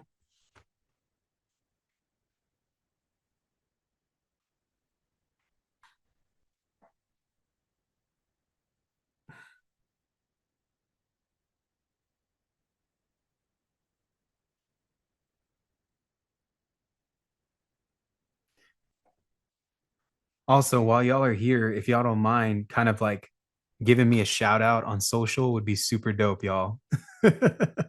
So if you're here, just kind of like screenshot this and then tag your boy. I'll share you too. I'll share you on my page and all of that. It'd be super awesome. I'd appreciate it, everybody. Hello? I actually know that person that I just got connected to right there. But yeah, like the list size in the county, this is the difference though. Like it depends on how far back you go. Like for liens and judgments, I'll go back 12 months because some of those liens and judgments haven't been settled yet. And then the lien type. So mechanics lien, I'm looking at mechanics lien, I'm looking at child support lien, I'm looking at judgments, I'm looking at list pendants. So there are a lot of different document types that you could be missing out on, Angel, by not fully maximizing the county. Hello? And when you're not fully maximizing the county, you could be leaving deals on the table, So hello? You want to make sure that you are making like you want to make sure that you're covering every single base. Because like the tax delinquent list, you're looking at least a minimum of 5 to 10,000 records of individuals that are behind on taxes. If your county or city size, population over 2 million, San Antonio is big, you'll get about 10,000 people in that bracket that are delinquent on taxes. Hello? Hello? Hi, Sherry. This is Quentin. I'm calling because I'm not sure if this is real, but have you bought a property recently, or do I got the wrong number? No, I think you have the wrong. I'm a real estate agent, but I have not bought a property recently. No. Maybe you represented an investor, is what I'm asking, because I'm an investor myself. I'm here in San Antonio too. Uh-huh. Do you represent investors for properties? Occasionally, yes. Occasionally I do, yes. I find a bunch of distressed real estate and I'm looking for cash buyers. So I was hoping that maybe I can send you a deal and we can work together. If you have an investor, that is. Yeah, I do work with several investors. So if you want to send me what you have, I can send it to them and see if they're something they might be interested in. Is this the best number to reach you to send it? I can text you from my personal line too, if that's all right. This is my business line. Yeah, that's fine. My name's Quentin. It's nice to meet you, Sherry. Another question. I mean, what kind of, because I find commercial deals too. Do y'all do like multifamily, commercial, or just single family primarily? I do have people that do multifamily commercial. Okay. Well, multifamily, yes. Are they cash or are they borrowing? No, cash. Oh, nice, nice. Okay, cool. Well, I'd love to work with you. Is it all right if I just send you deals that I get periodically and see if we can make something work? Absolutely, yes. Thank you, ma'am. I'll talk to you soon. God bless you. Bye-bye. So it's a realtor that represents a cash buyer. It's not bad. We can move on to the next one.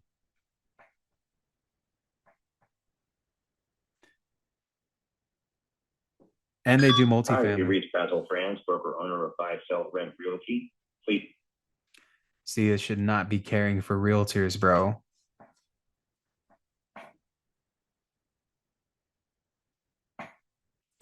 But I'm not going to judge a list when I've only plowed through less than 10% of it. If I'm not at 1,000 calls, I'm not one to judge the quality of the list yet. So like I am still at 414 outbound calls. We have a 25% abandon rate and we've connected to 219 people. I'm not in right now. Leave a message. I'll get right back to you. I know this person, Mary. She's on my Facebook. She's a real estate investor. That was someone. She just didn't answer the phone. Hello.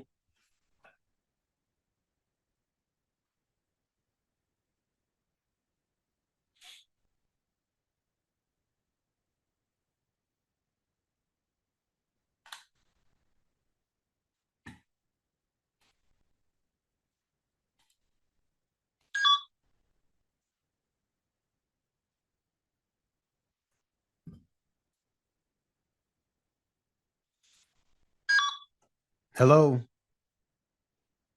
Hello. Hi, Mr. Fernando. Yeah, speaking. Yes, sir. This is Quentin. I got your number. Are you active in like real estate investing? Like you do real estate investing? Personally, I'm not picking up properties at the moment. Like I'm personally not, but I'm a real estate agent. I could help you, I guess, if you're looking for investment properties. Yeah, well, I do both. So I have investment properties to sell and I have properties that I'm looking forward to invest in. Do you like my name is Quentin. It's nice to meet you, by the way. I'm here in San Antonio too. Oh, yeah, likewise.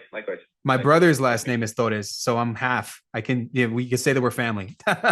My last name is Flores, so All right. I got a deep rooted love for Torres, bro. My brother and my two older siblings are all Torres family. So you find investment deals too? You work in investment real estate?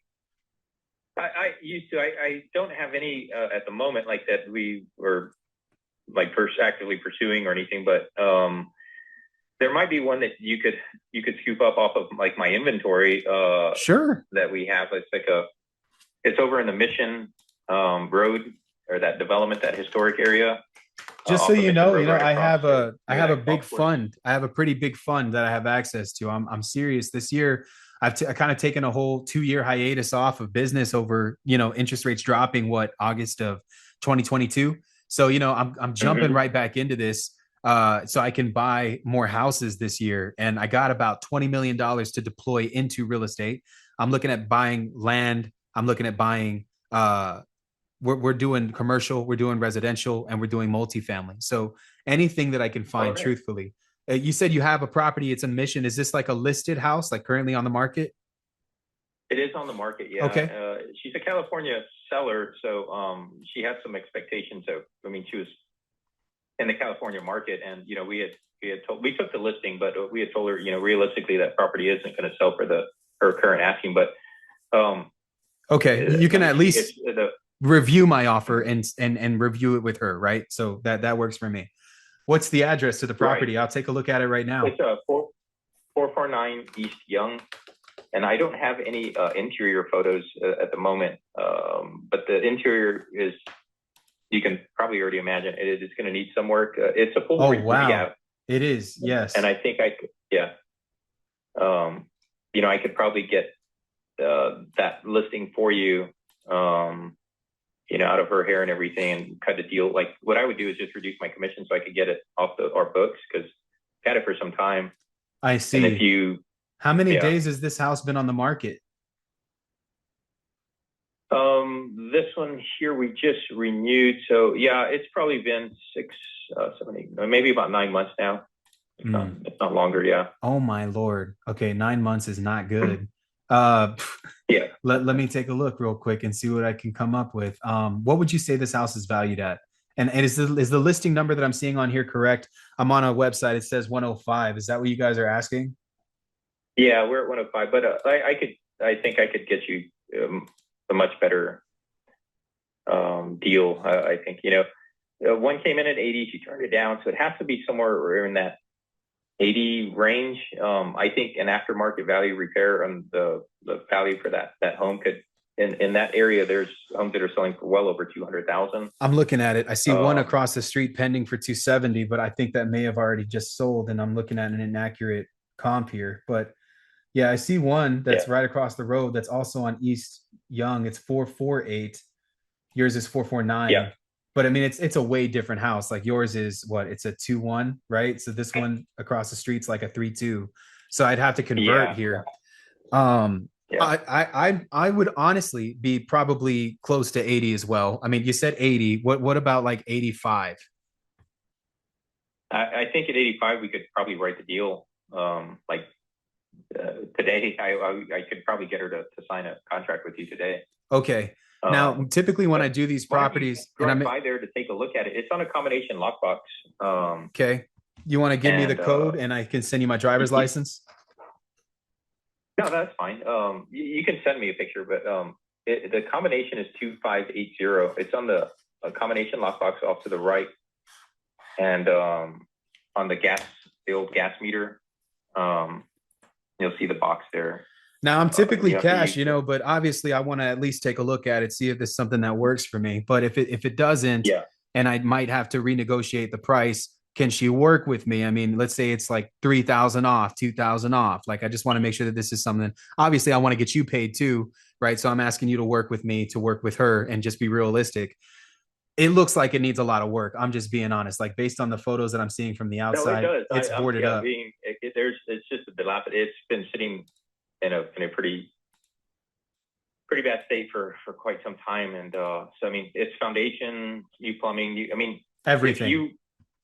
I've worked, I guess, with the city. If you just keep one wall up, you might be able to get around their, the remodel thing there instead of a new construction.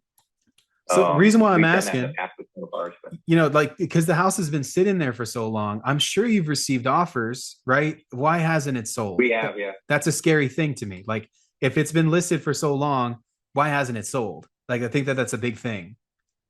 Yeah, the offers were substantially, I guess, less than what she had wanted. We had offers coming in at 45, 55,000, 65. Yeah. And she just wouldn't do it. She's listening to her sister out of Austin. And I just told her, I said, look, we would have had that house sold a long time ago. We had an offer on it for 105 or 100 and something. It was like 102.5 or something when we first got the listing went live on the market with the property, and she turned it down. Yeah. And then damn, she should have took it. Went to her sister to ask for advice, and I said, man, well, this is probably going to be the best, strongest offer. Said, you got to tell them I'm the realtor here. Like, I am trying to help you, I know. It's just the reason I had kept it was because I was actually wanting to pick it up. I was just going to wait until see if she would drop the price into a range where I could tell her, hey, I'll make you a deal on the home and I'll take it off your hands. But if I had thought it'd be a great investment to fix and flip. It would be, because that area is going to be. It would be. I think that the main thing that's against us is the city and getting the permits for the additions that would need to drive that value up more. I think that as is, if I were to fix it up, we could definitely sell it for $200,000. No worries. But we're looking at like a $60,000 to $70,000 job based on where material cost is right now. It's really high. I mean, I'm telling you, if this was 2020, I could get this job done for like freaking 30 to 40 grand. It's not like that anymore. And so, like, with the cost of the repairs being so high, and labor being so high, it's like record high. I would say that it'd be close to like $60,000 to $70,000 to fix the house up. And that doesn't leave me much of a profit margin. Because if I were to, let's say I hired you to sell it for me, then I have to calculate for another 6% commission plus closing costs, plus holding costs, plus lender fees, concessions. Those are all things that kind of like come out of the profit. So I'm just trying to find a middle ground where this would work. Because if I bought it at 80, I would put 60 into it. Then I'm all in at 140 to pray to God to sell it for 200. Everything that's listed, that's sold, that's pending has been on the market for like literally quite some time here. And there are more realistic comps that are pending around this neighborhood that are more comparable to your house that are like at 160. But again, these aren't solds, these are listings. And if I go back 12 months, I can see more. You know, I'm on the MLS now. I just logged into my friend's MLS. I'm not a realtor, I'm an investor. But, you know, I do see one that's kind of on your side, and it's this property that's sold down the street that's 1,100 square feet as is for 85K. So that's kind of what I'm going off of. And that house looks worse than your house. No offense. But it looks like someone was living in the one down the street, you know? So, you know, I'd say that we're on the same side here. I want to work to get you paid, and I want to make sure that this is something I can buy. I would probably be closer to 80, if I'm being honest. Like 85, I'm kind of stretching it. This house doesn't even look like it's in livable condition. And the one down the street that sold for 85, I can see outside there's a car parked out front. There was someone living in it, you know, based on the photos of when it sold. Can I give you a written offer, let's say 81, and then you present it to your client? And if it works, it works. If not, then we can come back to the drawing board and see if we can work this out together. Yeah, absolutely. I'll take a verbal. Okay. You know, do you have like, can I text you a formal letter of interest, and then we can go from there, and I can drive by and go take a look at the house regardless? Yeah, do that. Yeah, if you wouldn't mind, send it to me. I'll forward it to her. And then if you don't hear from me this afternoon or this evening, I'll be sure to touch base with you by Monday for sure. Monday's fine. I'm going to text you from my personal line, and we can go from there instead. Okay. Because this is my business line, and I mean, texting from here, get the green bubbles. I hope to God you're using an iPhone, right? I'm not. Yeah, I'm Android. Okay, you're good, man. You're good. You're ahead of your time, my friend. I will talk with you in a bit. Fernando, I really appreciate you taking my call. Thank you for being kind. I know this was out of the blue, and maybe we can make this one work. You know, I have a really, really big fund, and so even if this one isn't the one, I'm serious and I'm buying properties. If I can buy them before you list them, I have no realtor representing me. You can double down on me, and we can make more money together just by teaming up and taking down some of these properties, if that's okay with you. Yeah. And if this one doesn't work, I'm going to text you. I'm actually out at the park. I was going to go for a run right now, but when I get back to the home office, I'll text you my personal listing that I have. It's a 5-unit tiny home on San Antonio's west side. Yes. And if you're coming unrepresented, I could get you a great deal. It's my property, or mine and my wife's, and we have another business partner, but I own 5 little shotgun houses on the west side, close to where this it's a place that people used to go to. I know you're running. It's called Bottom Bracket Social Club. Literally right around the corner from that bar is kind of the hood. I would say that there's a lot of crackhead activity happening there. It's okay. But I own 5 shotgun houses there, and they're part of my portfolio. And to be honest, those are my most honest tenants. You know, those ones I don't typically pay a lot for, but I'll look at it, and maybe you're saying it's a primary residence, or this is a primary property that you own, right? Is this off market too? Mm-hmm. It's on the market. Yeah. You could probably find it under 1714 West Salinas. Hold on. My properties are on that street. Oh, no way, really? Yes. Yeah, it's West Salinas, so it's on the other side of the creek, like the Amazon. I know these areas. You know, in the exact opposite side of the road, there are several shotgun properties that look just like this on the exact opposite side. Yeah. No, I'm familiar with the area there. Yeah, that's what they are. They're just little shotgun homes, but we remodeled. They're fully remodeled. You bought these houses? Would be turnkey. You bought these houses? I did. I have a friend that facilitated this deal. Her name is Mitzi. Is that who you bought these houses from? Mitzi. No. Mitzi Diane? That doesn't ring a bell at all. Mitzi. I see. Okay. Well, yeah, I know these properties. There's that purple house that's right next to it. The one that's on a corner lot. Down. Oh, no. Yeah, there was a house right next door that that house burnt. And now that's why I have all 5 houses now completed. But that house, because it burned down, damaged 1716 West Salinas. And I'm just waiting for the city to come. CPS, City Public Service, to put in a telephone pole. These properties, in the new line, so I could get it occupied. These properties were once owned by a friend of mine. His name was Marcus Certucci. Is that the person that you bought the houses from? Marcus sounds familiar. Yeah, I want to say I'd have to go back to my, because this was about during pre-COVID. Yeah, like literally like 2 years before COVID. I just remember my friend Mitzi, she had told me that she had these 5 shotgun properties on West Salinas, and they were right next to this purple house, and that they were owned by a gentleman named Marcus. But yeah, I mean, Marcus is old time. Like, he's been doing this real estate thing for a long time. These are like good owner finance homes. I'd love to take a look at it regardless. I think the last time I saw these houses, they were selling all of them as a package deal, all 4 for like 150K. I don't remember exactly, but this was pre-COVID, like 2 or 3 years before COVID. Okay, I mean, Possibly, yeah. I'll take a look at them. But okay, yeah, and that's something too. Like, if you wanted an owner finance deal, let's just take a look at them. And I think that's something that we would offer for those homes. Like, if that way you can keep some liquidity to your side, and then because we'll talk about that one. We'll catch up, and then I'll text you from my personal line. Thank you, Fernando, and then I'll drive by that property later today. Okay, sounds great. All right, God bless you. Bye-bye. Thank you. Bye-bye. Wow, look at that. See, this is the thing. When you're finding people who are essentially cash buyers, you're also finding properties. The business works both ways. Like, I know primarily today what we were trying to do was find a property that we could invest in. Now, you notice how I hit the person at 81, right? Is because I saw the property sold down the street for 85.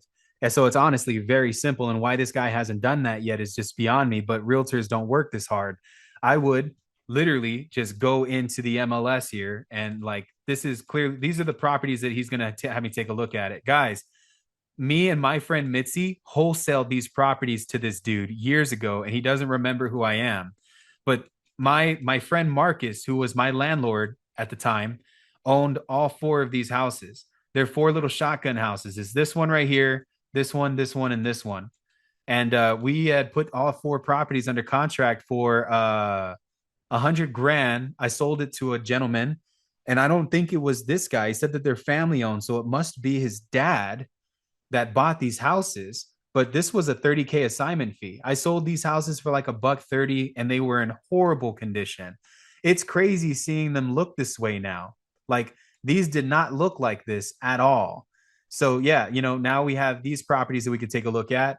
But on the house that he wants to sell me, this is the listing. It's 449 East Young. They had an offer at 102 and they declined it. So, it's not like obviously it's not selling, but this right here is what caught my attention. This property sold down the street for 85,000. And it's literally in the exact same condition as our house. And this was done over like the last couple of months. Guys, I mean, let's be honest here. All I got to do is click on this thing, and then look who owned it, Mr. Daniel Garcia. Call this guy. I'm going to call him right now.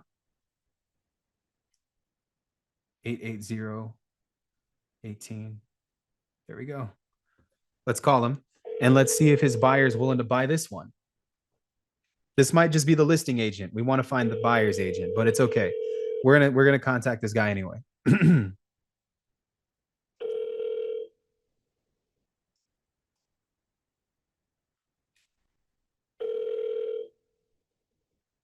Hello, and thank you for calling the office of Daniel Garcia. He is currently conducting property visits. Please. All good. We'll call him back later, but he would have the buyer for this. Now, we can also take this info, and let's take that property address real quick. I can't showcase personal information, so I'm going to zoom in on what I'm doing, but I'm going to the appraisal district right now. And here, okay, reload. Okay.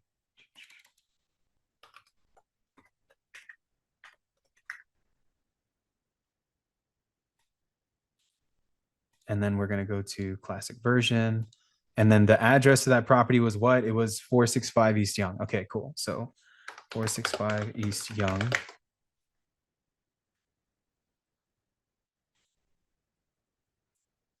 I found it. This is the name of the company. Check it out, y'all. Y'all see that? Glasso Woods, LLC.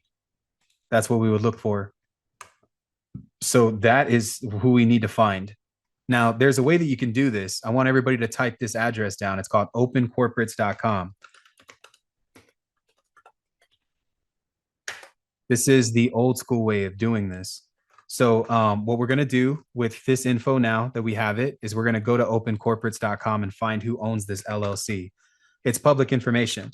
So I'm going to Open Corporates now. Again, like I can't share my screen, otherwise YouTube won't let me upload this video because it's technically private information. But why it's public record, I don't fucking know. But here we are. So I'm logging in, and then let's search the name of the company. Glasso Woods LLC. Found them here, San Antonio, Texas. I even have their office number. It's Daniel Garcia. That's who owns this property. Like that was the person who bought this thing. He probably listed it and then ended up buying it. It's still in existence, and he's had this LLC since 2013. And so, you know, what we want to do is we want to find him. So then what I would do is I would go straight to Facebook. Daniel Garcia is the owner of this LLC. Everybody make me remember that, because my ADHD is starting to kick in, and it's going to kick in bad. So let's just type in that person's name, Daniel S. Garcia, and see if he pops up. And we were looking for a guy that's in San Antonio. So we'll do people, 70 mutual friends. This is the guy. This has to be the guy. If not, it's this guy, which I doubt, because he looks like he has like some chick in there. That's probably not it. This has to be the guy. Is he real estate? This dude looks like a real estate dude. He might even work at a dealership. I don't know. He owns a roofing company. Only roofing? Come on, man. This got to be it. We're friends with, he has multiple mutual real estate investor friends with me. I'm going to message him.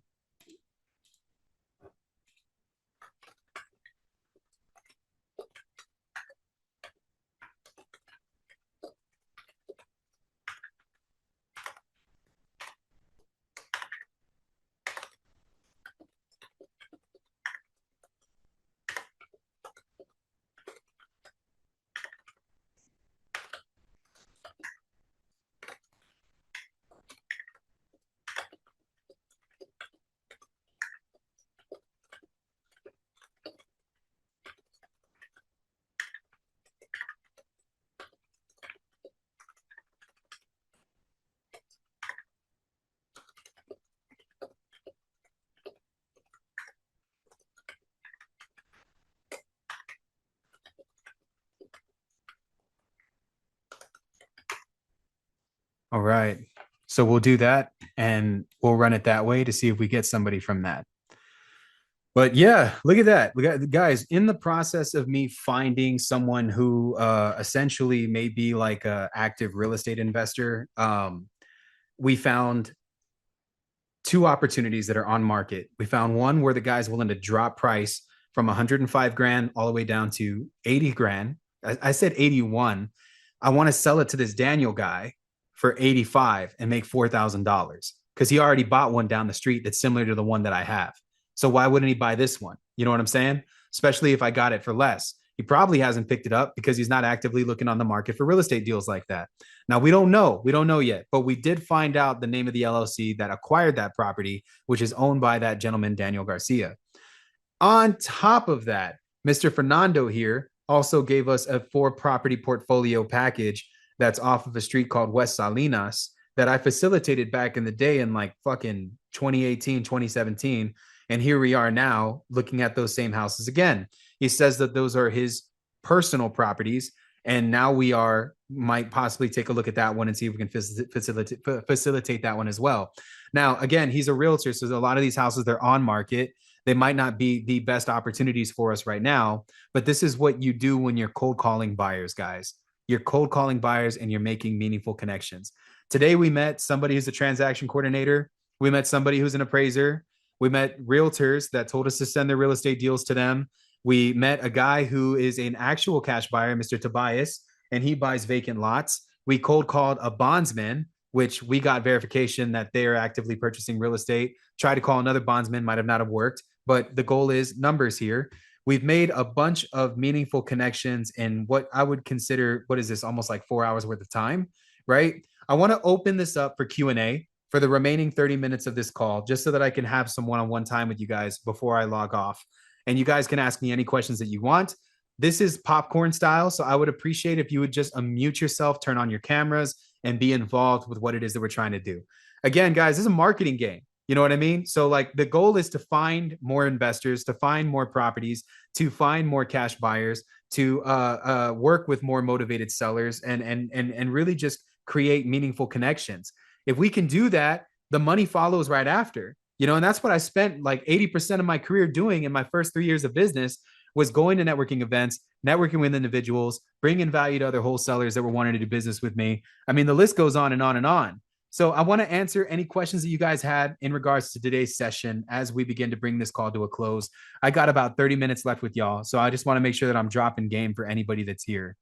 So popcorn style, unmute yourself, turn on your camera.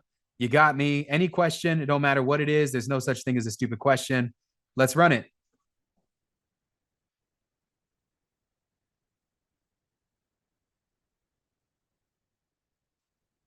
Anybody, y'all. Anybody. Could be anything. You guys still there? Did I do pretty good? I mean, is there no questions? Can you hear me? What's up, David? Hey, how you doing, man? I'm good, dude. I joined late. Very proud of what you're doing. I appreciate this session you had. I was a little late on this. What software were you using to make those to get that list of all the cold calling you did today? Well, so I use Deal Machine right now, and Deal Machine is a software that we promote inside of the group. You actually get some bonuses if you sign up through me. But Okay. yeah, it's called Deal Machine, and it's basically like a like back pocket software that you use for your business.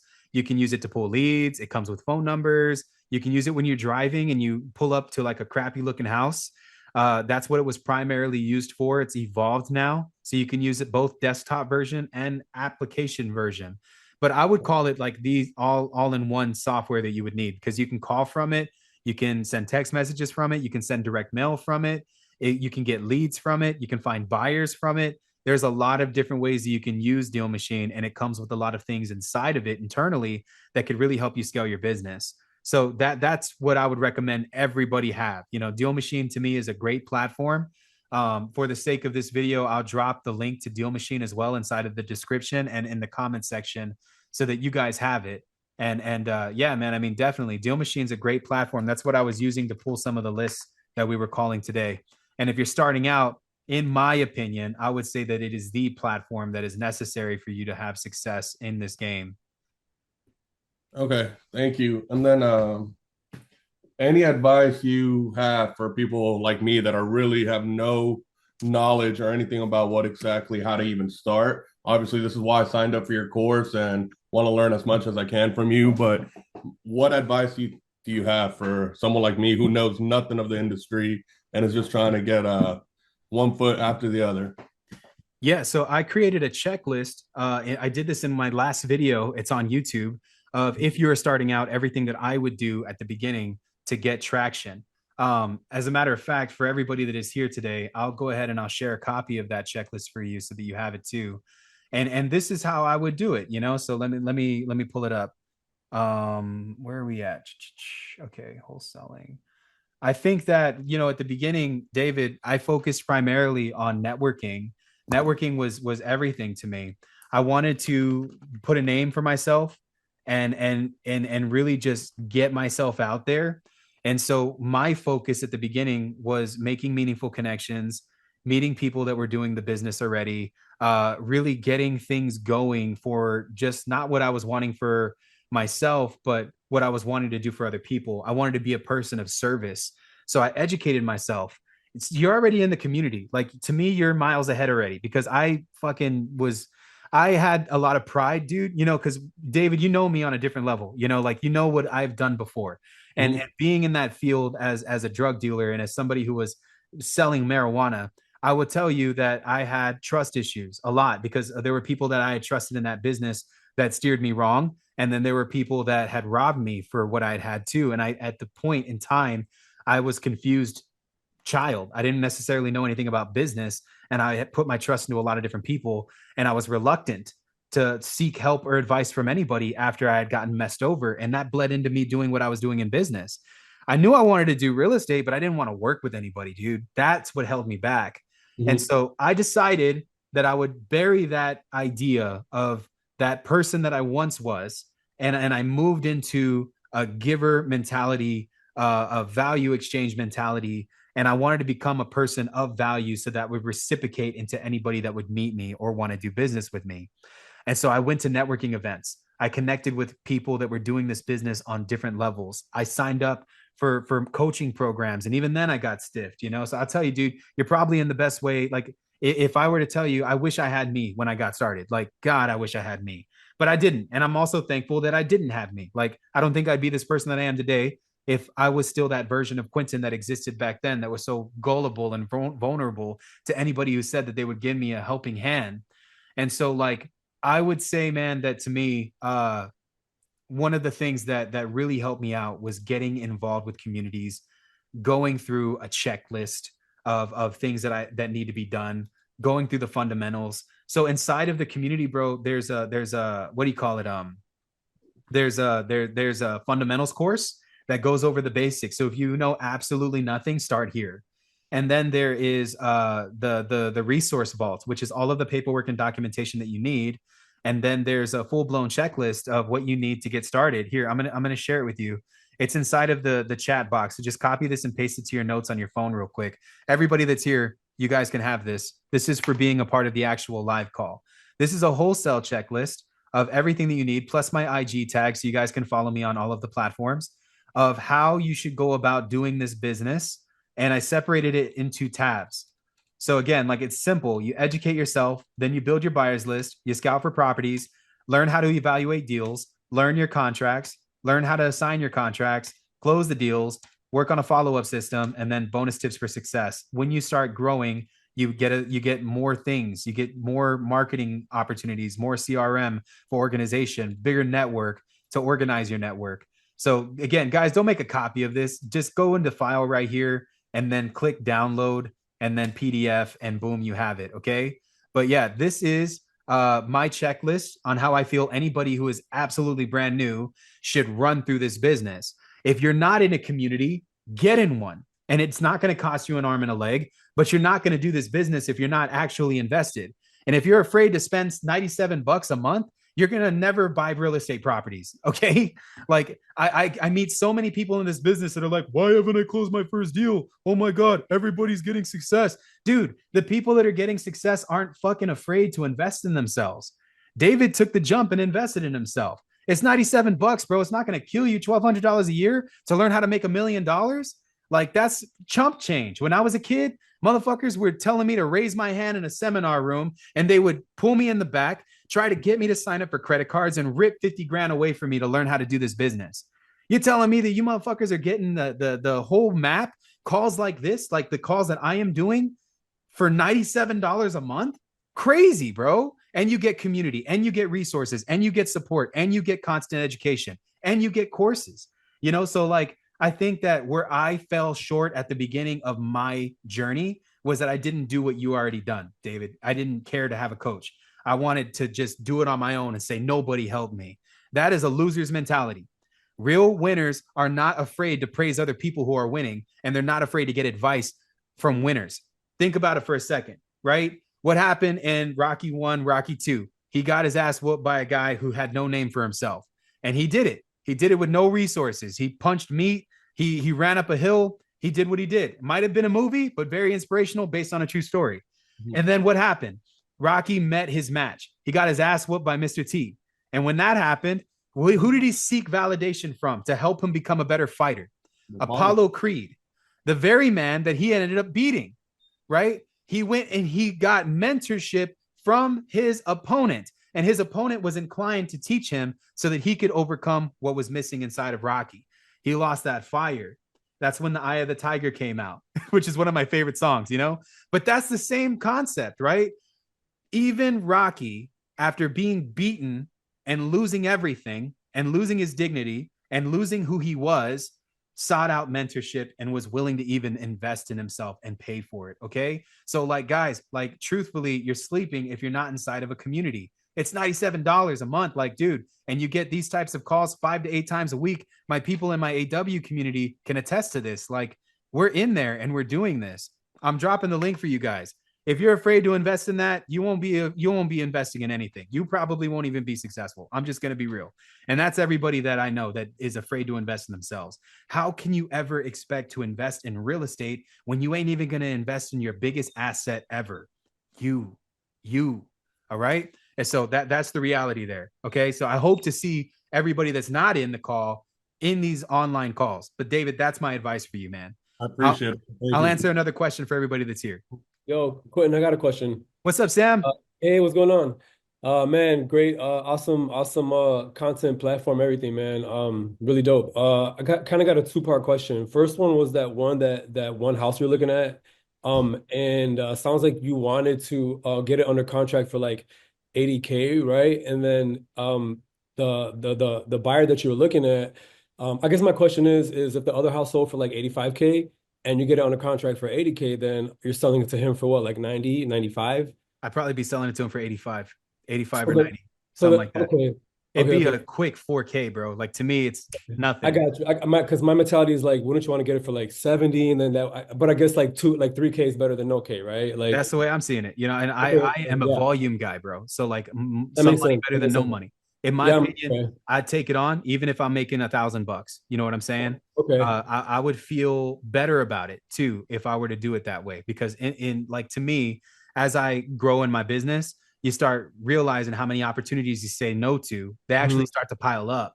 That's And right. so, bro, I've done over 1,000 of these things. I can't tell you how many deals that I look back on that I wish I would have taken, and I just said no because it wasn't a big spread. Now, at the would've- time, Sam, I was doing a way more bigger volume business. It wasn't just me doing these calls. Like, you guys are seeing me do it, and that's crazy because I haven't done it in years. I paid other people to do it. So I had a whole staff, infrastructure, team, and everything. I dedicated this whole year, all of 2025, to going live on my YouTube channel when I can, posting content consistently, but being very deeply involved in my current coaching community. So like, I'm doing the business, and all you got to do is join the group and be a part of it. There are calls that I do outside of YouTube that are way more valuable inside of the group. You know what I'm saying? And so like, to me, I don't want to say no to things anymore. I want to say yes to more opportunities, even if it means that I'm only going to make a few $100, because that really piled up. I went back and did my taxes, bro. I probably said no to over $5 million in assignment fees. I'm not going to be that guy ever again. I think every deal deserves my attention until it doesn't. And so that's my opinion and theology on that. And I hope that resonates with you. No, that makes total sense. I would have been looking at it like, oh, well, if I can't get it for 70, then it's not a deal. It's no go. And then the second part is, so I'm newer in this, and I'm still wanting to get my first deal locked up. I've been buying leads from like iSpeed to Lead, right? Following Oh, dude, run away. Don't do that. Don't do that. Don't do So that. what should I be? So that's what I've been doing. So I did that, and I did a little cold calling, paid for some cold calling service, but it wasn't worth it because the leads were like pretty trash. Yeah. And nobody's looking to sell. You're calling them. They're like, "What are you talking? Yeah, I won, $800,000 for $3,000." So that's what I was. So anyway, so I'm having any advice, I guess, on what I could do. I think one issue is just like the ability to like talk with sellers, man, get past objections, and It's deeper than that. It's more than that, Sam. And you're not even tapping into it. You are learning from the wrong sources. I'm sorry to say that. And it's because they haven't been doing it that long. You're doing what everybody else is doing. Everybody else is doing. You're fishing in a small pond. That's what it is. And it's oversaturated by hundreds of thousands of people running ads and paying millions of dollars every single month to get you to sign up for their softwares and services. You are falling victim to the software service subscription. And because of that, you're not capitalizing on real opportunities, real problems. I tell everybody in my group, because I know, Sam, you're not in my group, right? I'm just talking to somebody who's in from the outside looking in. Okay, this is the thing. No more unicorns, consistent as a tree. Listen to me and only me, and not anybody else anymore. If you want to really get involved, really would love to see you on the other side. But until then, I'm going to give you advice from my heart, okay? No more unicorns. There's too many things shining in front of you that are distracting you from one thing. That's the reality. Number two, consistent as a tree. You're very consistent, but you're consistent in a lot of things, but not the most valuable thing. The formula is easy. It's find problem, solve problem, get paid. The reality is that you're not talking to people who have real problems, or they've been ran through by every other person that's lowballed them, or they're just not interested. You don't look for people who just want to sell. You look for people who need to sell. Two entirely different things. And so what's the difference between the two? Well, Sam, I could tell you right now I'm a motivated seller, but I want 200K for my property that's worth 180. Are you going to give me that? No, right? Now, if I tell you, Sam, I just lost my brother and we need to bury him, I'm inheriting his house, but I own a property too. I can't afford his property. There's no other siblings. I need to sell this thing and get rid of it, and it needs a full rehab. Otherwise, I'm going to be paying taxes on this thing, and I don't even have the money for that when I barely have money to pay my bills. Sam, I need you to buy my house. See the difference? Where do I find them? That's exactly that. That type of data can be pulled from your courthouse, from your county, from legitimate organic sources. Where are you from, Sam? Chicago. Chicago. In Chicago, there's a place that you need to go to. It's called the Chicago County Clerk. Okay. When you visit this place, there are tons of real estate investing opportunities there. There's list pendants, there's judgments, there's liens, there's foreclosures, there's federal tax liens, there's pre-foreclosures, there's IRS debt attached to properties. Yeah, there's people that are currently dying that need probate, that aren't going through that process. If you were to go into literally like any portal, like let me give you guys an example of what I'm talking about. What I'm telling you can be preached here. I'm going to play this video for you so you can see what this is. If you're watching this, then there's a 98% chance that you're a real estate investor or a wholesaler and you're doing the business wrong. If you're absolutely new and you're watching this video for the first time, thank you for being here, and I'm going to show you how to do this business right. Most of you that are watching this are utilizing outdated marketing strategies that just don't work in this economy anymore. Interest rates are at an all-time high. Property values are skyrocketing. People just aren't motivated to sell real estate anymore. You're buying lists, you're cold calling them, you're sending text messages, and you're literally banging your head against the wall because every person that you talk to just doesn't want to sell, and the ones that do are so far gone, they get left in your CRM and they are marked as dead leads. I'm going to show you guys in this video, if you click the link below, on how you can utilize this strategy that absolutely no one in America is teaching, and how you can find deals, I'm talking pennies on the dollar, for a deep discount in a way that is automated, that would normally take a real estate investor or a virtual assistant 3 to 4, maybe even 6 months to pull these leads. You're also going to learn creative strategies on how to cure these title issues, remove judgments, remove liens, take properties through the probate process, and make a minimum of $20,000 to $100,000 per real estate transaction. So again, I want to be the first to invite you to the Accelerated Wealth Mastermind. In this mastermind, you're going to be able to have access to courses, to accountability, to structure. You're going to learn a strategy that absolutely no one has been implementing, and this will be the new way that you can go about closing real estate deals consistently. Whether you're just starting. So this platform, bro, I teach more than just wholesaling. I teach you how to find these records, okay? And they're from your county. They're from your county. They're not on this giant place where you can buy lists, dude. You're not going to get the biggest bang for your buck going to these places trying to figure out where you're going to get your next dollar from. That's just not how it's going to work. And so the reason why I'm talking about this is because if you're going to do this business, you got to learn how to navigate your county. That's what's missing. If you're not navigating your county, well, let me tell you, you are literally sleeping on one of the most valuable skill sets that you will ever obtain being a part of this community. Okay. And again, I think that a lot of people, they sleep on the idea of working their county. If you were to go to your county right now, like legit, like if I were to just go into BCAD and I go to property search, classic version, and I type in EST, look at this. These are all people, and it's going to pull up results that are in an estate. Look at this. Let me just like pull it down real fast. Let's see if we can find one. If we scroll over, we can probably look at something here. Some of these properties, look at that. Estate of. That's an individual who just recently died that owns that house. And you can find these houses all over the internet. You can pull them probate leads straight from your county. You can pull liens, judgments, tax delinquency. You can pull water shutoff lists, open record requests, vacant list verified. Guys, like that is what you're missing. And so in my opinion, that's one of the things that I feel that is one of the most valuable skill sets that anybody can obtain being a part of real estate investing, is knowing how to actually work your courthouse, which is what we teach in the platform. And so that's why I'd invite anybody that's outside looking in to join this, to be a part of what it is that we're trying to accomplish here. But guys, I really appreciate everybody for hopping into this call. I hope you guys got value from today's session. I will land this plane. If you're watching this, you got value, check out some of these other recommended videos that are going to be popping up on the replay and the screen. And as always, guys, like, subscribe, share. Love y'all so much. Thank you guys for hanging out with me today. And I'll see y'all on the next one. Let's get it.